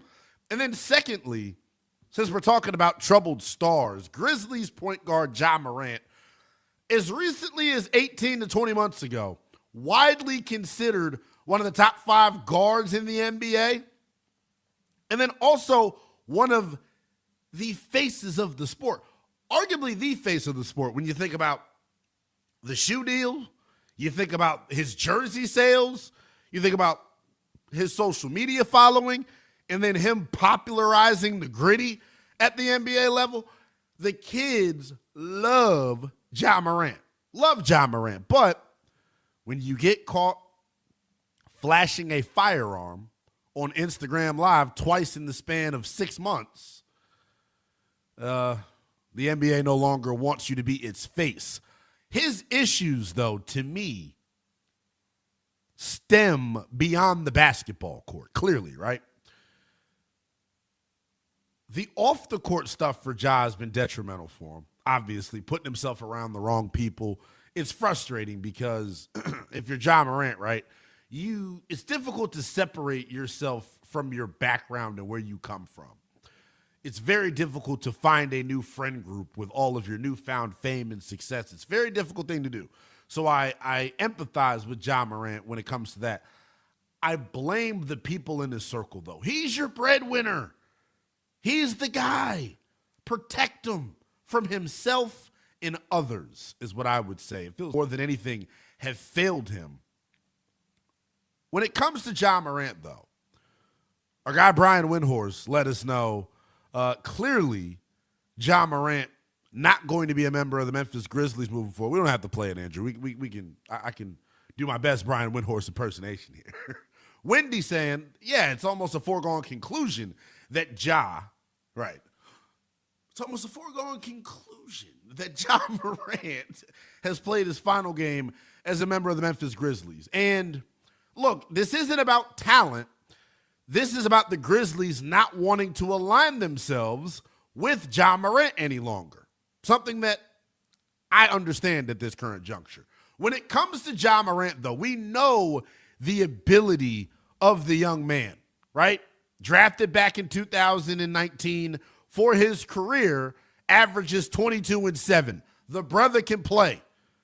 The apex of his career, 2021, where he gave you 27 points per game. 2024,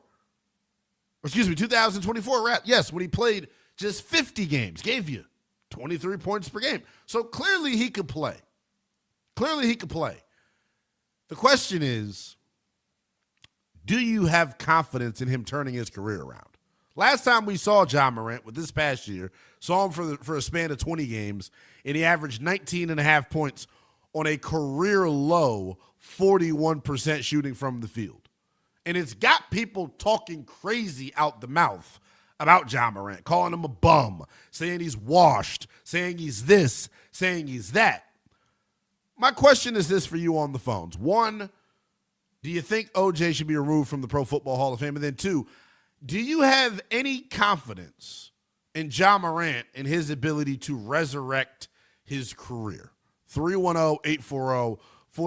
Let's go out to Buffalo. Tom is in Buffalo wanting to chime in. Tom, what's going on, brother? Welcome into Westwood One Sports. Hey, how you doing, man? Great to be with you. Doing good, doing good. Hey, the polarization of OJ you had mentioned a little bit earlier. Mm-hmm. I'm 62 years old, and back in the day, I'm telling you, man, he put us on the map. You know, I go back to when we drafted him. I was young then, but still. I mean, when he was in the towering inferno, you go to the show, we gave him a standing ovation. It's like, what the hell? I mean, there's no other athlete in this area that's done that. Josh has been the closest since. But just his relationship with Cosell, he was like an Ali guy. He was that big in this area. And when he got, the whole trial and all that stuff, that was, to me, I was devastated. That crushed me. And that was like, you don't like to see that with their hero. And he was our guy, man. He put us on the map. I know it's polarizing and a tough pill to swallow for certain Bills fans. Real quick, do you think the NFL should keep him in the Hall of Fame? Yes, they do. I don't think the Bills should have taken him off the wall either. Man, polarizing is the juice. What's the phrase that you used earlier, Will? The juice is loose. The juice is loose. I wasn't – I'll reiterate it again here. I underscored, I guess, just how important OJ was, or not how important, how controversial, how polarizing he was as an athlete, especially for the folks in our older demographic, man. His greatness on the field, good enough to make you forget about what happened off the field. 310-840-4910. Should the NFL – well, let's do this. Technically, it's a three-parter at this point. Do you agree with the Bills' decision not to include O.J. Simpson and not to honor O.J. Simpson at their new stadium that's going to open up this fall? One, do you agree with that decision? Two, do you think the NFL should leave him in the Pro Football Hall of Fame? And then three, knowing what we know now about one Ja Morant, do you give him any chance to resurrect his NBA career? 310-840-4910. Amanda is in Buffalo wanting to check in. Amanda, good morning. Hey, how are you doing today? Doing good, doing good. So, first of all, OJ was not found guilty, correct? And he did not pay out of his own. He did not pay the $30 million to the family because he was so-called guilty of it. He paid that because he was ordered to pay that by the court. And also, I think the big difference is first of all, I think he should be kept in the NFL Hall of Fame and also in the Buffalo Stadium. So why I say that is because all these other guys that you're all talking about, they're doing things as they're playing. OJ, he earned what he did. What happened after the fact? I mean, he should not be excluded from this. He is an amazing player, and I just believe that he should still be honored for that. I appreciate the call. I think a lot of people feel this way. Every call that we've taken from Buffalo has been Team O.J. Simpson, and I shouldn't be surprised by that at all. For those of you that believe O.J. should be honored at the Bills Stadium, why do you think the franchise is choosing to distance themselves from O.J.? And that's not a rhetorical question that I'm asking. I'm genuinely asking. If you all feel one way, if Bills Mafia is so passionate in terms of, if they're so passionate about their fandom of O.J. Simpson, if they're so passionate about O.J. and what he did for the organization, why aren't more people speaking out? Why aren't more people writing letters to the ownership group of the Buffalo Bills? The fans are always able to get their attention. The fans are always able to, rock the boat and make noise around a situation like this. Do I think enough fan and public pressure could get the Bills to put his name back? Probably not. I think the organization has made a decision. And quite frankly, I understand where they're coming from. Honestly. I understand where the Bills organization is coming from. Perception is 99% reality. And if you're the Buffalo Bills, you choosing to honor OJ in your new stadium gives the perception that you're okay with what he did. And you can give me the glove don't fit BS all you want. I'm not even going to go down that rabbit hole. I'm not. Bottom line is, O.J. Simpson, as we're finding out here in real time, as I'm finding out here in real time, one of the most polarizing athletes of all time. Question is, should the NFL keep him in the Pro Football Hall of Fame? 310-840-4910. I want to move from one troubled NFL star to another as we move our way through this opening segment of the 10 o'clock hour on the East Coast. More of your calls if you got them. If you're getting the busy signal, keep calling. 310-840-4910. Tom is in Oakland wanting to check in. Tom, good morning, man. Welcome into Westwood One Sports.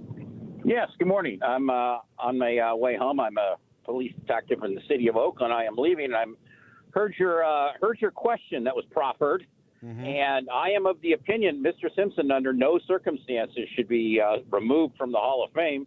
His football accolades alone speak for themselves. Arguably behind Jim Brown is the second greatest running back of all time.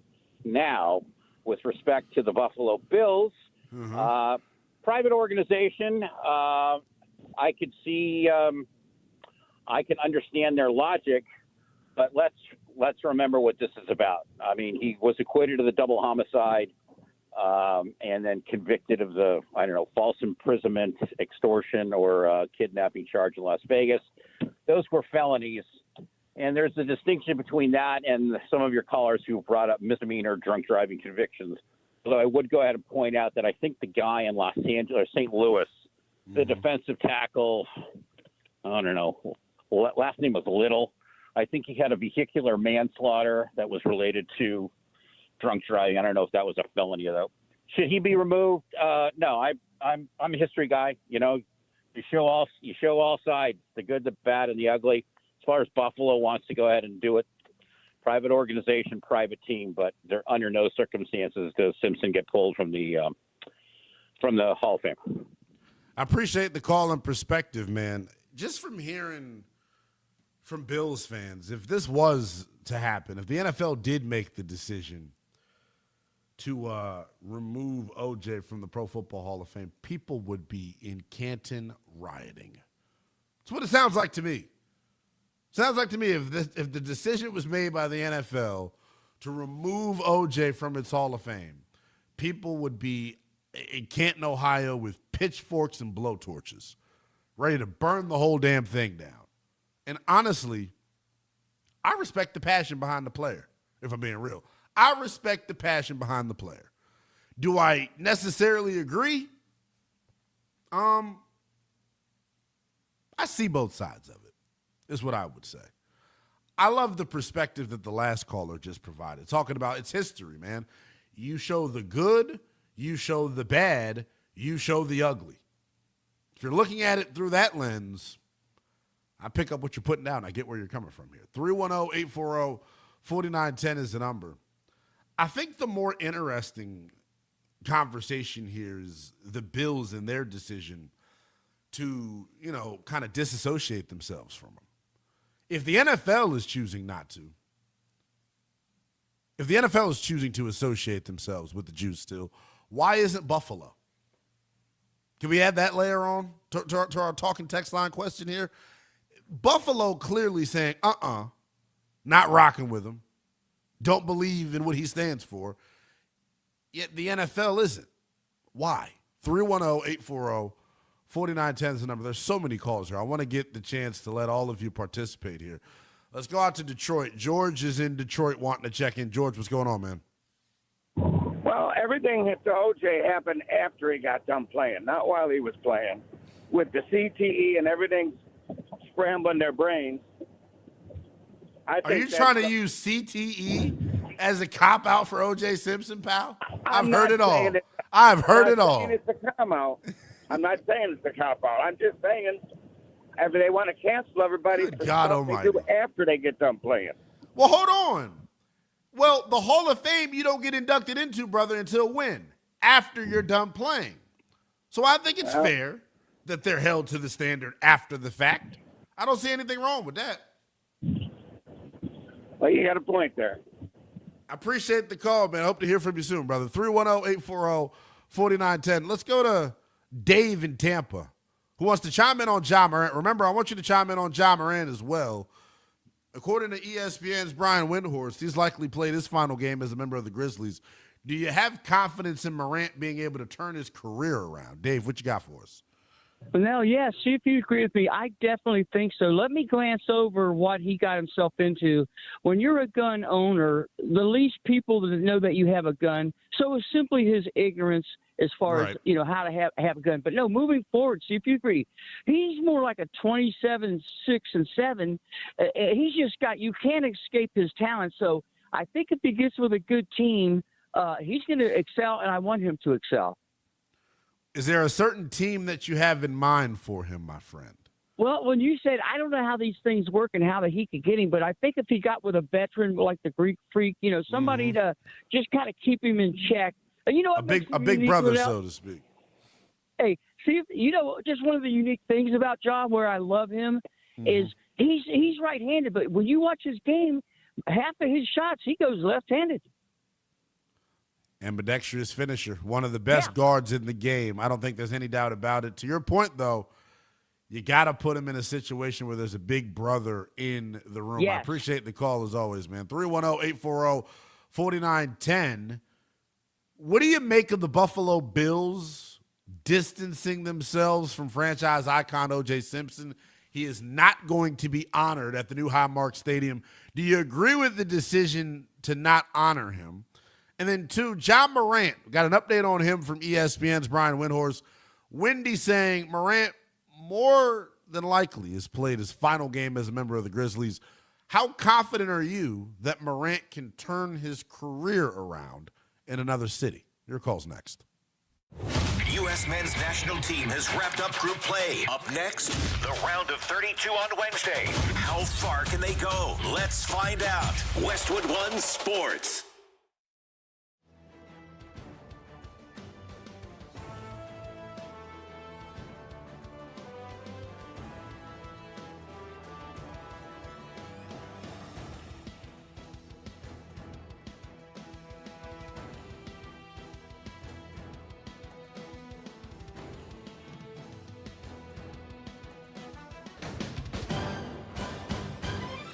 At the tone, the broadcast will begin in 4 minutes, 30 seconds.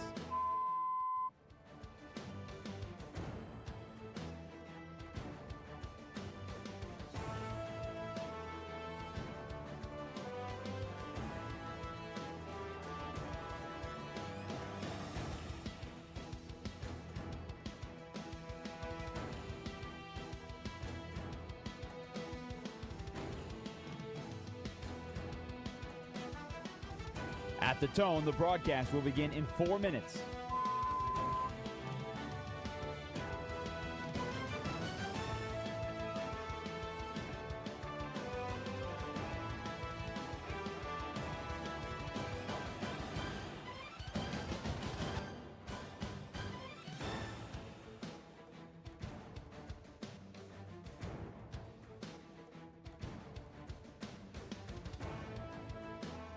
At the tone, the broadcast will begin in 3 minutes and 30 seconds.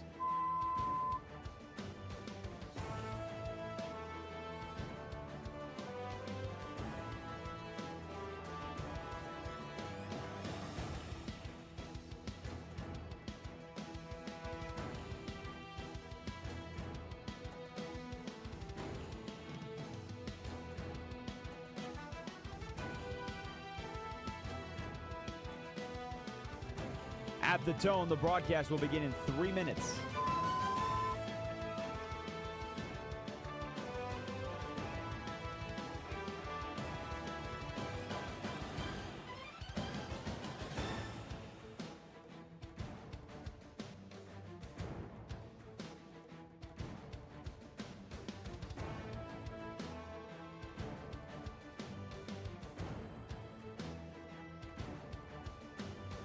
At the tone, the broadcast will begin in 2 minutes, 30 seconds.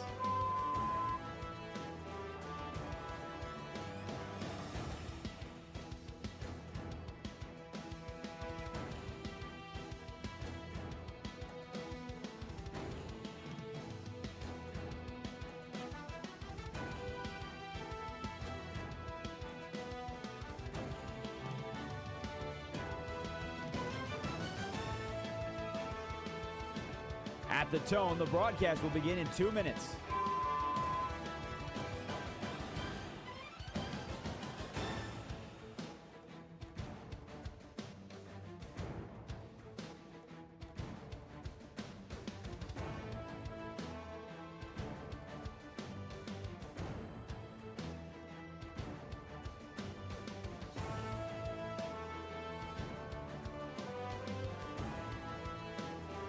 At the tone, the broadcast will begin in 1 minute, 30 seconds.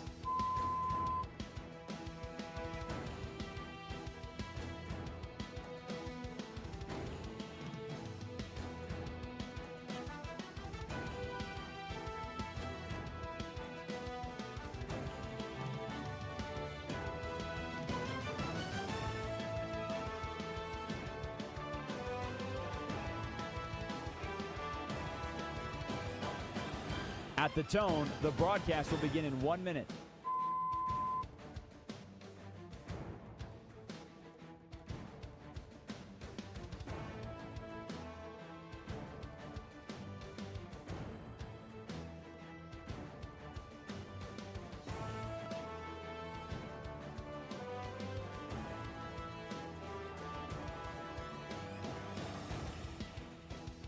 Stations, this is your final time check. At the tone, the broadcast will begin in 30 seconds.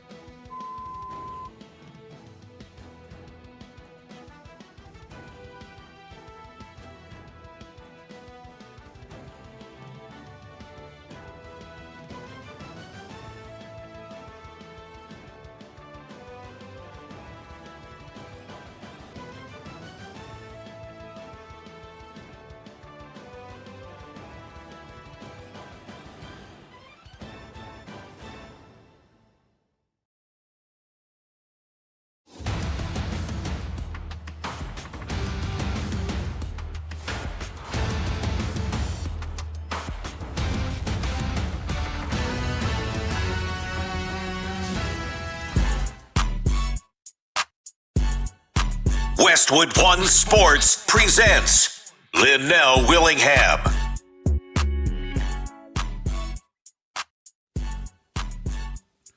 About a half hour left to go as we take you coast to coast.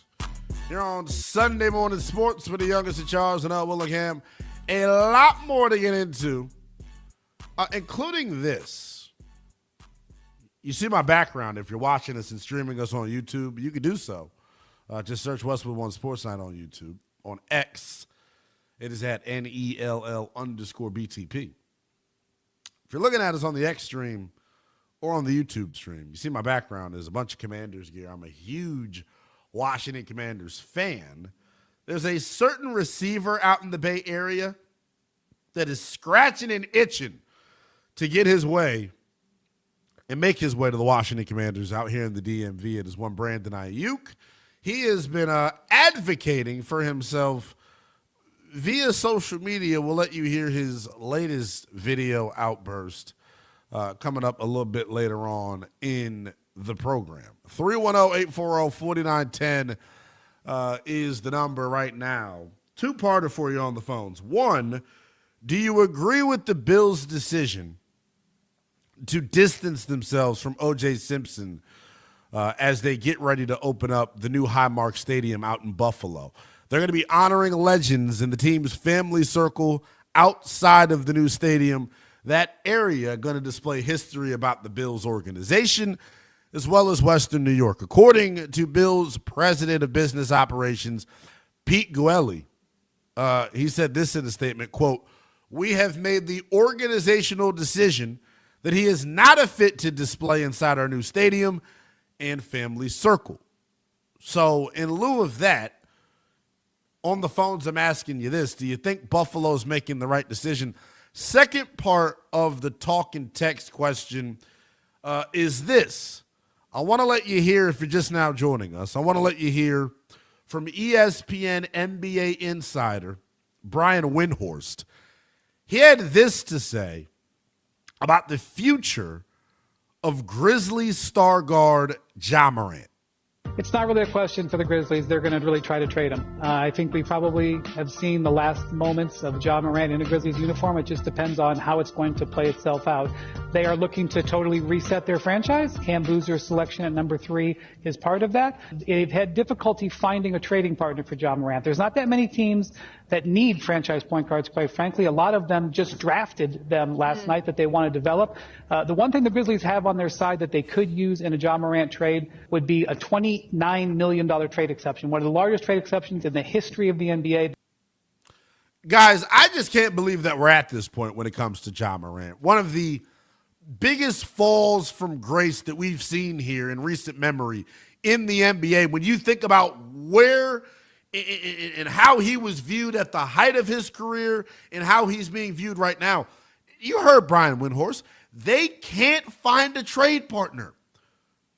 Ja Morant is such a distressed asset right now amongst NBA teams that they're going to have to attach draft capital to move off of him. I can't believe that we've reached this point. I will say this. I don't know much about stocks and bonds and investing. I got to get into that as I continue to get more mature in this world. But I do know this. I am buying all of the Ja Morant stock possible. Buy low on Ja Morant. I'm telling you, you cannot keep a brother of his talents down too long. I pray to God that he gets his act together off the floor. I pray that this situation is a wake-up call for him because the talent is undeniable. So here's the question for you on the phones, 310-840-4910.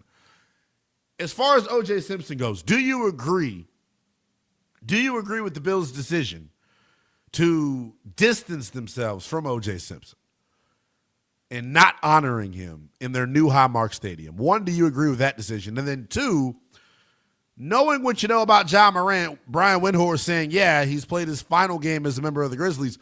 How confident are you that Ja Morant can ultimately turn his career around in the NBA? 310-840-4910 is the number. Al is in Knoxville wanting to chime in. Al, what's going on, brother? Welcome into Westwood One Sports. Yeah, I am so glad I found you, man. You make my Sunday morning go fast. I'm at work right now, so I've been listening to you. I appreciate the kind words, Al. Whoa, as far as OJ, I'm sort of flipping back and forth because I think the Bills have the right to take him off the thing, but at the same time, like the guy said before, it's the part of their history. OJ is a big part of their history. He is, brother. He is their history. As far as I'm concerned, he is their history. Yeah. So you can't hide from your history. You can't hide from your past. That's a big part of it. And as far as John, he's got a chance to remake himself. Maybe it's another team. That's maybe best for him. But he's got to keep his nose clean. But it's been how many years since the incident? It's been at least 3 years since that happened. In terms of Ja Morant? Yeah, starts Ja Morant. It happened twice in the span of 6 months. This year or 2 or 3 years ago? It hasn't happened. We haven't had a Ja Morant incident since like 2020, 2024. You know what I'm saying? You know what I'm saying? It's mostly basically because he's just not been playing.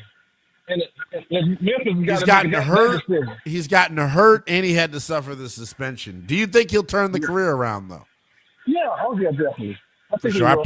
I appreciate the call as always, man. I hope to hear from you soon, brother. 310-840-4910. I wonder, the Ja Morant thing is fascinating because, I mean, the way he was, and I remember, it wasn't that long ago, 2024, when he got caught on video the second time with the gun. I mean, the way that folks talked about him, you would think he killed somebody. Honestly. Now, most of that tone and tenor came from the disappointment level in Ja, which I could totally understand. If you're someone out there that's looking and watching this from afar and you see a dude of his talent level kind of just piss it all away, it's frustrating. It'll make you angry. It'll get you hot under the collar. What I didn't like at the time is where the conversation went, and that's what I'll do now. to me, it's not about, well, of course it's about Ja Morant and if he's a good person or not. I believe him to be a good person. I more so look at his circle and the company that he's keeping, man, as the bigger issue here. I mentioned it earlier. If you're in his circle, you got to protect him from himself and other things at all times. You just have to. And we're talking about Ja Morant, who is what, 26, 27 years of age? I know some of you out there, some of my OGs out there listening, are probably saying, his ass is old and grown. He knows better. I know he knows better. But you all can relate to it. Those of you out there that are listening that are in your 40s and your 50s, even if you're in your late 30s, you know how it is. Each year you have a birthday, right? My uncle always said this to me. As I reached a certain age, right? Each year you get a birthday. Yeah, you get gifts and presents and cake, but you also get added responsibility onto your plate. And I think that's the disappointing part with Ja Morant, is that the maturity doesn't seem to be improving. It doesn't. From the off-the-court incident with the gun to him being, a tyrant within the Grizzlies locker room because of him not seeing eye to eye with the coaches, there's been a lot of drama surrounding Ja Morant. Despite all of that, though, you can call me crazy, but I believe in the talent. I think when he is healthy, when he is right, this is one of the top 5 to 6 point guards in the entire NBA. The talent speaks for itself. It does. The question is he going to be afforded the opportunity to get the train back on the track, so to speak? 310-840-4910 is the number. Let's go to Mike out in Jacksonville wanting to check in. Mike, good morning. Hey, good morning. Great conversation today. I appreciate you, man. My question is regarding OJ. Mm-hmm. I just looked it up while I was on hold, and they didn't do an autopsy on his brain. The family, it says online that his family was a hard no. And to me, is there any question? People that knew him well, like before and after, like during his career and whatever, I would assume he was a great guy. I don't think anybody. So how do we know that? I'll even take it a step further, brother, because I'm just now starting to, as I've gotten older, man, I've realized his influence from his Hollywood days and being an actor and all that. Like, he was a global icon, one of the first global icons that come from the world of sports too. Yeah. So it's all fascinating, man, in terms of the conversation around him. That's why I think it's such a polarizing debate and discussion. I appreciate the call. It's because of the impact that he had on society. Am I stretching that? Maybe someone who's older out there on the lines can help us out with that. Like, in terms of him being one of the first athletes to kind of cross over into the Hollywood space, man. Like, OJ is one of our first athlete movie stars, man. He is a transcendent figure. But Buffalo saying, not transcendent enough. We don't want you as a part of our team's history. Do you agree with the Bills' decision to distance themselves from OJ? And then surrounding our Ja Morant conversation, do you have confidence in him resurrecting his career? Raul is in Chicago wanting to check in. Raul, good morning, man. Good morning. I love your show. First-time caller. You, dude. Listen, real quick, I'm kind of a little bit surprised, not shocked, but surprised that a lot of your callers, and I love your show, I respect you, but the NFL cannot remove anybody, 0 people, from the Pro Football Hall of Fame. That's why it's called the Pro Football Hall of Fame. Because it's the Pro Football, not the NFL? Is that what you're saying? Because it's the Pro Football Hall of Fame, not the NFL Hall of Fame? 100%. Google it. We all know that. It's Canton, Ohio. Now, are they in bed with each other? Are they in cahoots? Can the NFL put pressure on the Hall of Fame to remove players? Of course they can. But the NFL themselves cannot remove anybody or make any adjustments to the Pro Football Hall of Fame. That's all. Well put, succinct, and factual. I appreciate the call, as always, my friend. I do want to get somebody's opinion, some of you all's opinion on the Ja Morant situation. Brian is in South Carolina. Brian, do you think Ja Morant can resurrect his career? And what do you make of the Bills' distancing themselves from O.J. Simpson. Yeah, Linnell, I love your show, man. Appreciate you, dude. I'm 58 years old. I'm 58. I've come from the old school of discipline. Okay. And I agree with you 100%. It's the way I live my life. I'm not a millionaire, but you got to surround yourself with good people. You're exactly right. And if you got to carry weapons and whatever else with you, you're not with good people. Okay, I realize they're high profile, got a lot of money, whatever. No, look, you spot on though, brother. I hear you. Okay, but Morant, I'm not really a big fan of him. I'm old school. You think you kind of look? Anyway, do you look at him like a guy that's kind of blowing his opportunity? I do, but you know what? Society's about giving people second chances. Look at Michael Bingo. Vick. You know, look at Mike Tyson. For sure. You know, we're giving them second chances in life. So I've had some second chances in life too. You know, with jobs and things like that. So but let me tell you about the OJ thing real quick, sir. And it's a true story. I don't know. I was elementary school, and the teacher said, write a paper. Remember, I'm 58, so this would have been about 1978, say. I was 10 years old. So the teacher's like, write a story, write a paper about your hero. Of course, my hero at the time was O.J. Simpson. I wrote a paper on O.J. Simpson, and I still got the paper to this day. How about that? So, yes, I watched him play and things like that. The Bills are correct in what they're doing. It's just. It's why do you think they're doing it, though? Why? Can I ask you this? Why do you think they're doing it?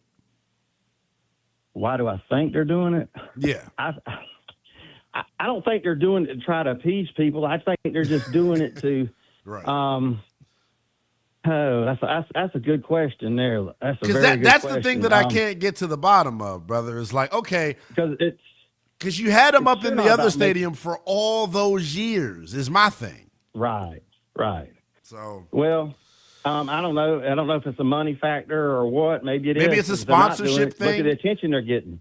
Maybe a sponsor's probably like, hey, if you put him in, we're pulling.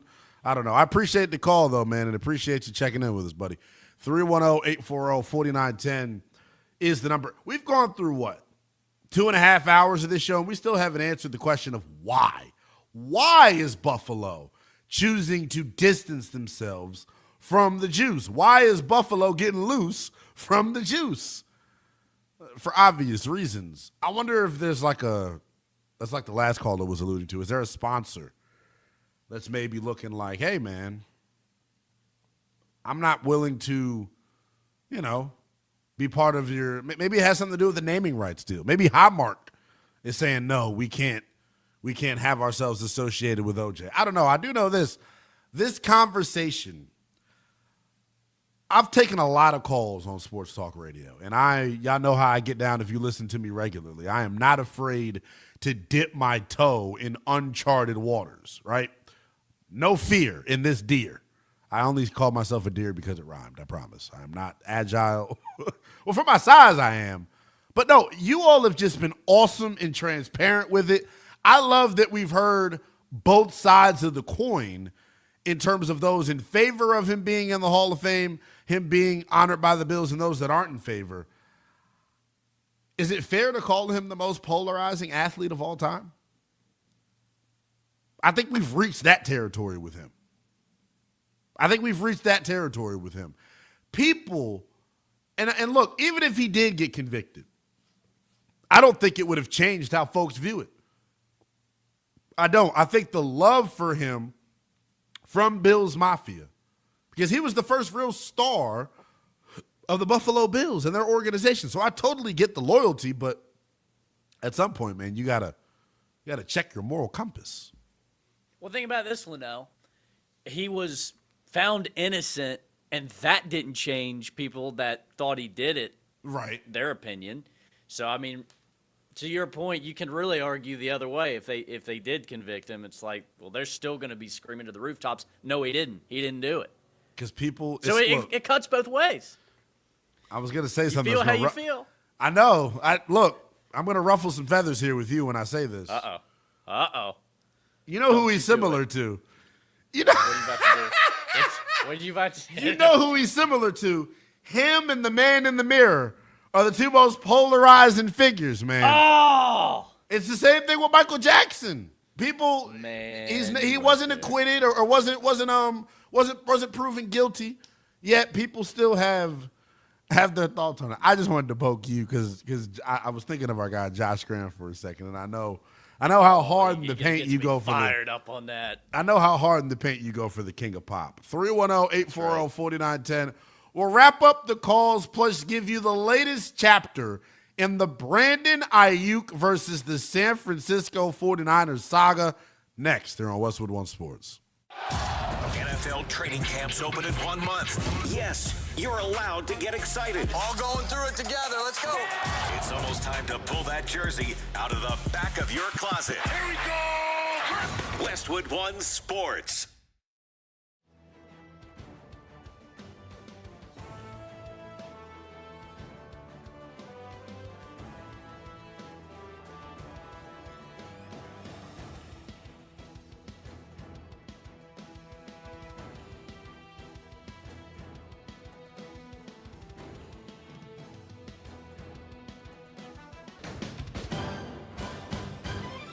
At the tone, the broadcast will begin in 4 minutes, 30 seconds.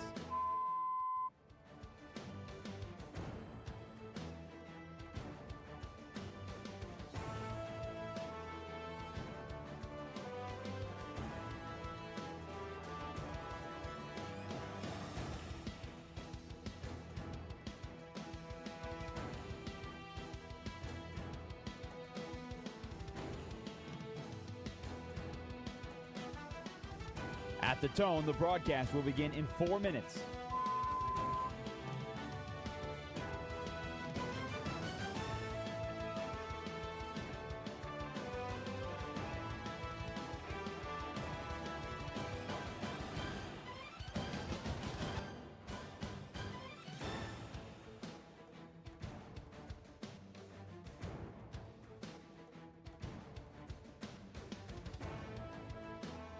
At the tone, the broadcast will be in 3 minutes and 30 seconds.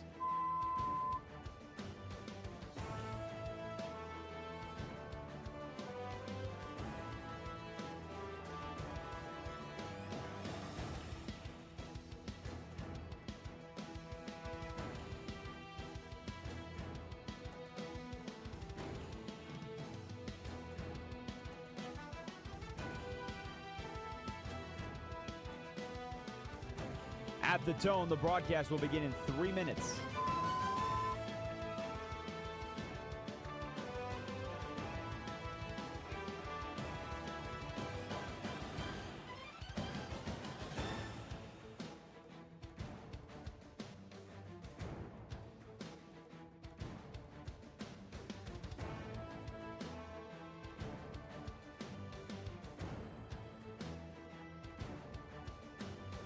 At the tone, the broadcast will begin in 2 minutes, 30 seconds.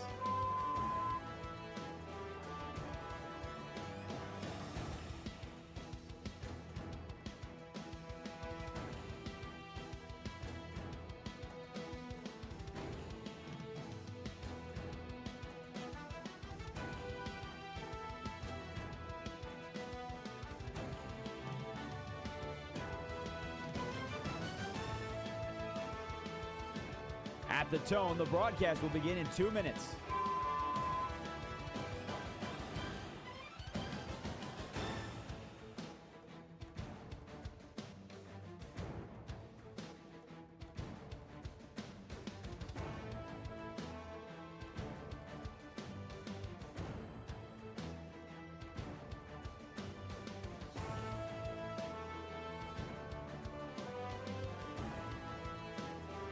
At the tone, the broadcast will begin in 1 minute, 30 seconds.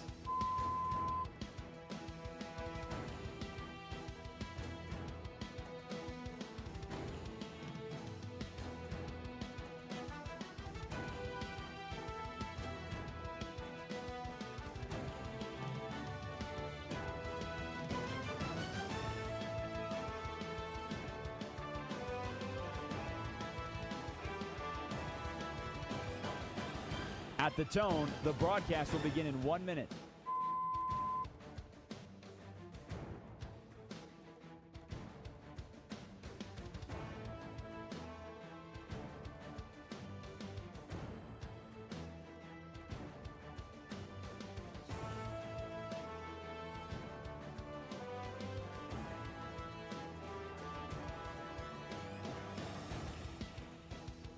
stations, this is your final time check.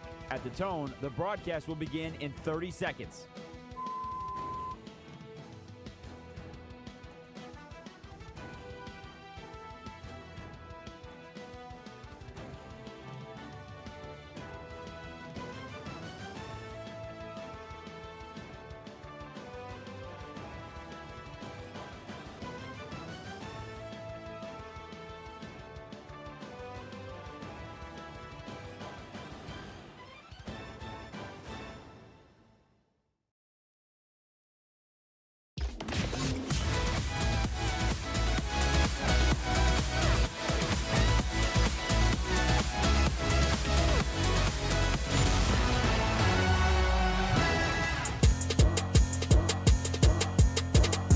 Westwood One Sports presents Linnell Willingham.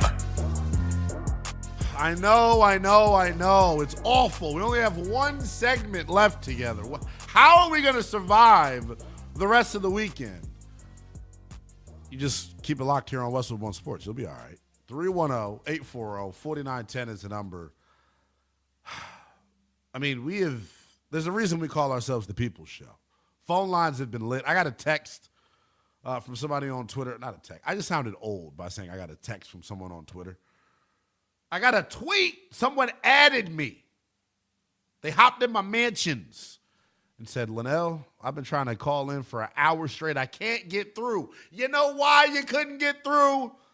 Because when the People's Show has the phones lit up, man, it's unlike any other sports talk radio show across the country. I appreciate y'all participation here this morning, man. It has been one hell of a show. We've gone down a bunch of different rabbit holes here this morning. I want to put a pin in the O.J. Simpson conversation for now. If we have some time on the back end, I'll take and clear out the phone bank here in the final 2 minutes or so of the show. But I do want to get to Brandon Aiyuk because I have been pretty steadfast that, A, there is more than we know going on between Brandon Aiyuk and the San Francisco 49ers.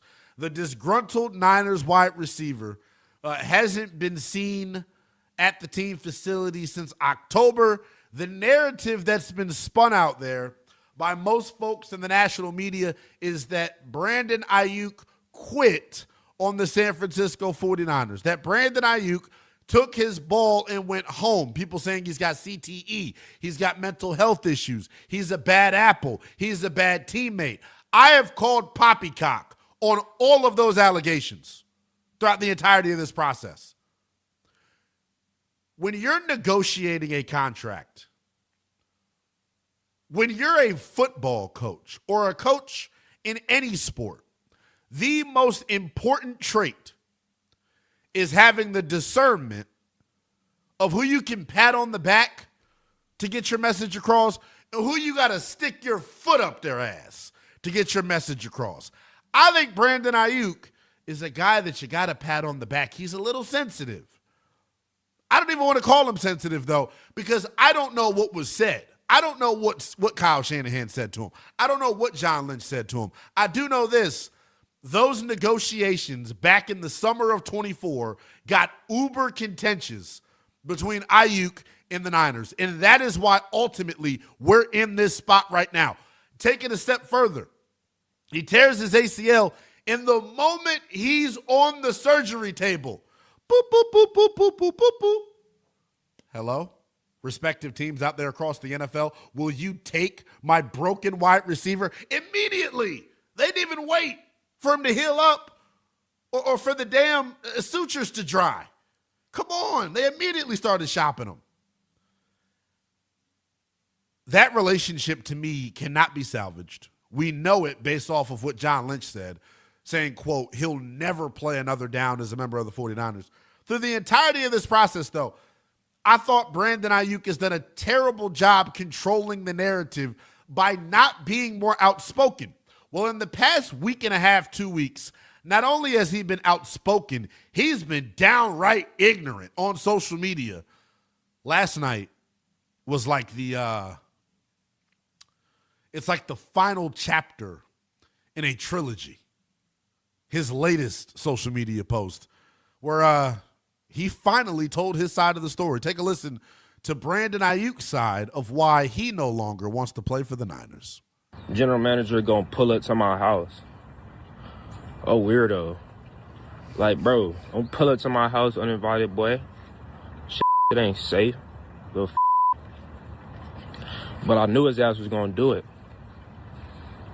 So I'm looking at my camera, my front door camera. I see a big old white boy, white man, former NFL safety.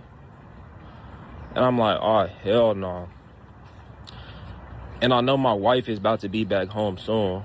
So I had to call my wife and say, it's a big-ass white man at the house. I don't know what he doing over there. He was not invited. Creepy. So if you on your way home, probably just spin the block a few times, because I don't know what bro on. Like, weird. The same general manager that tried to run me down and come apologize for his head coach, because his head coach got a temperament of a toddler. That was just a small chunk of a 3-minute clip that Brandon Aiyuk went off on YouTube. Apparently, as I woke up this morning, there's more on YouTube from Aiyuk. I'm going to check that out once I hop off the air with you guys. But a lot to unpack there. What I will say is this. I've been basketball Nostradamus because I predicted the Jaylen Brown saga going the way that it's gone. And I've also been NFL Nostradamus when it comes to this Brandon Aiyuk situation. I told you all that they said something to him that you can't come back from. If you're out there, and I'm the bachelor of this program here on Westwood One Sports, but I've been in relationships before. When you get angry at your significant other, sometimes you say things that you wouldn't say if you were on good terms, right? You're going to bring up the back knee that your significant other's got when you're angry. You can't bring up things and say certain things out of anger and expect cooler heads to prevail when time passes. And I think that's where we're at when it comes to Aiyuk and his relationship with the Niners. They have reached a point of no return, and he is never, ever going to forgive them. He stated that in his video that, hey, I'm done with the Niners. The next time I'll step foot in that building is October 19th when he brings the belt to whip up on the San Francisco 49ers. I don't know how this is going to play out, but I do know this. A lot of people are questioning his judgment. I have as well. I wouldn't advise him to move this way, but the last video that he dropped I thought was the most clarity that we've gotten the entire time on this super ridiculous, unfortunate situation. That is going to do it, though, man. Sunday morning sports in the books. I'm off next weekend, so don't call and blow up the phone saying, where's Liddell? Where's Liddell? I'm taking another little vacation, taking the 4th of July to myself. You all enjoy your 4th of July. Thank you to Will the Thrill Dalton. Thank you to our guy Andrew. Most importantly, thank you to you all out on the phones. You've been excellent. Until next time, be well. This is Westwood One Sports.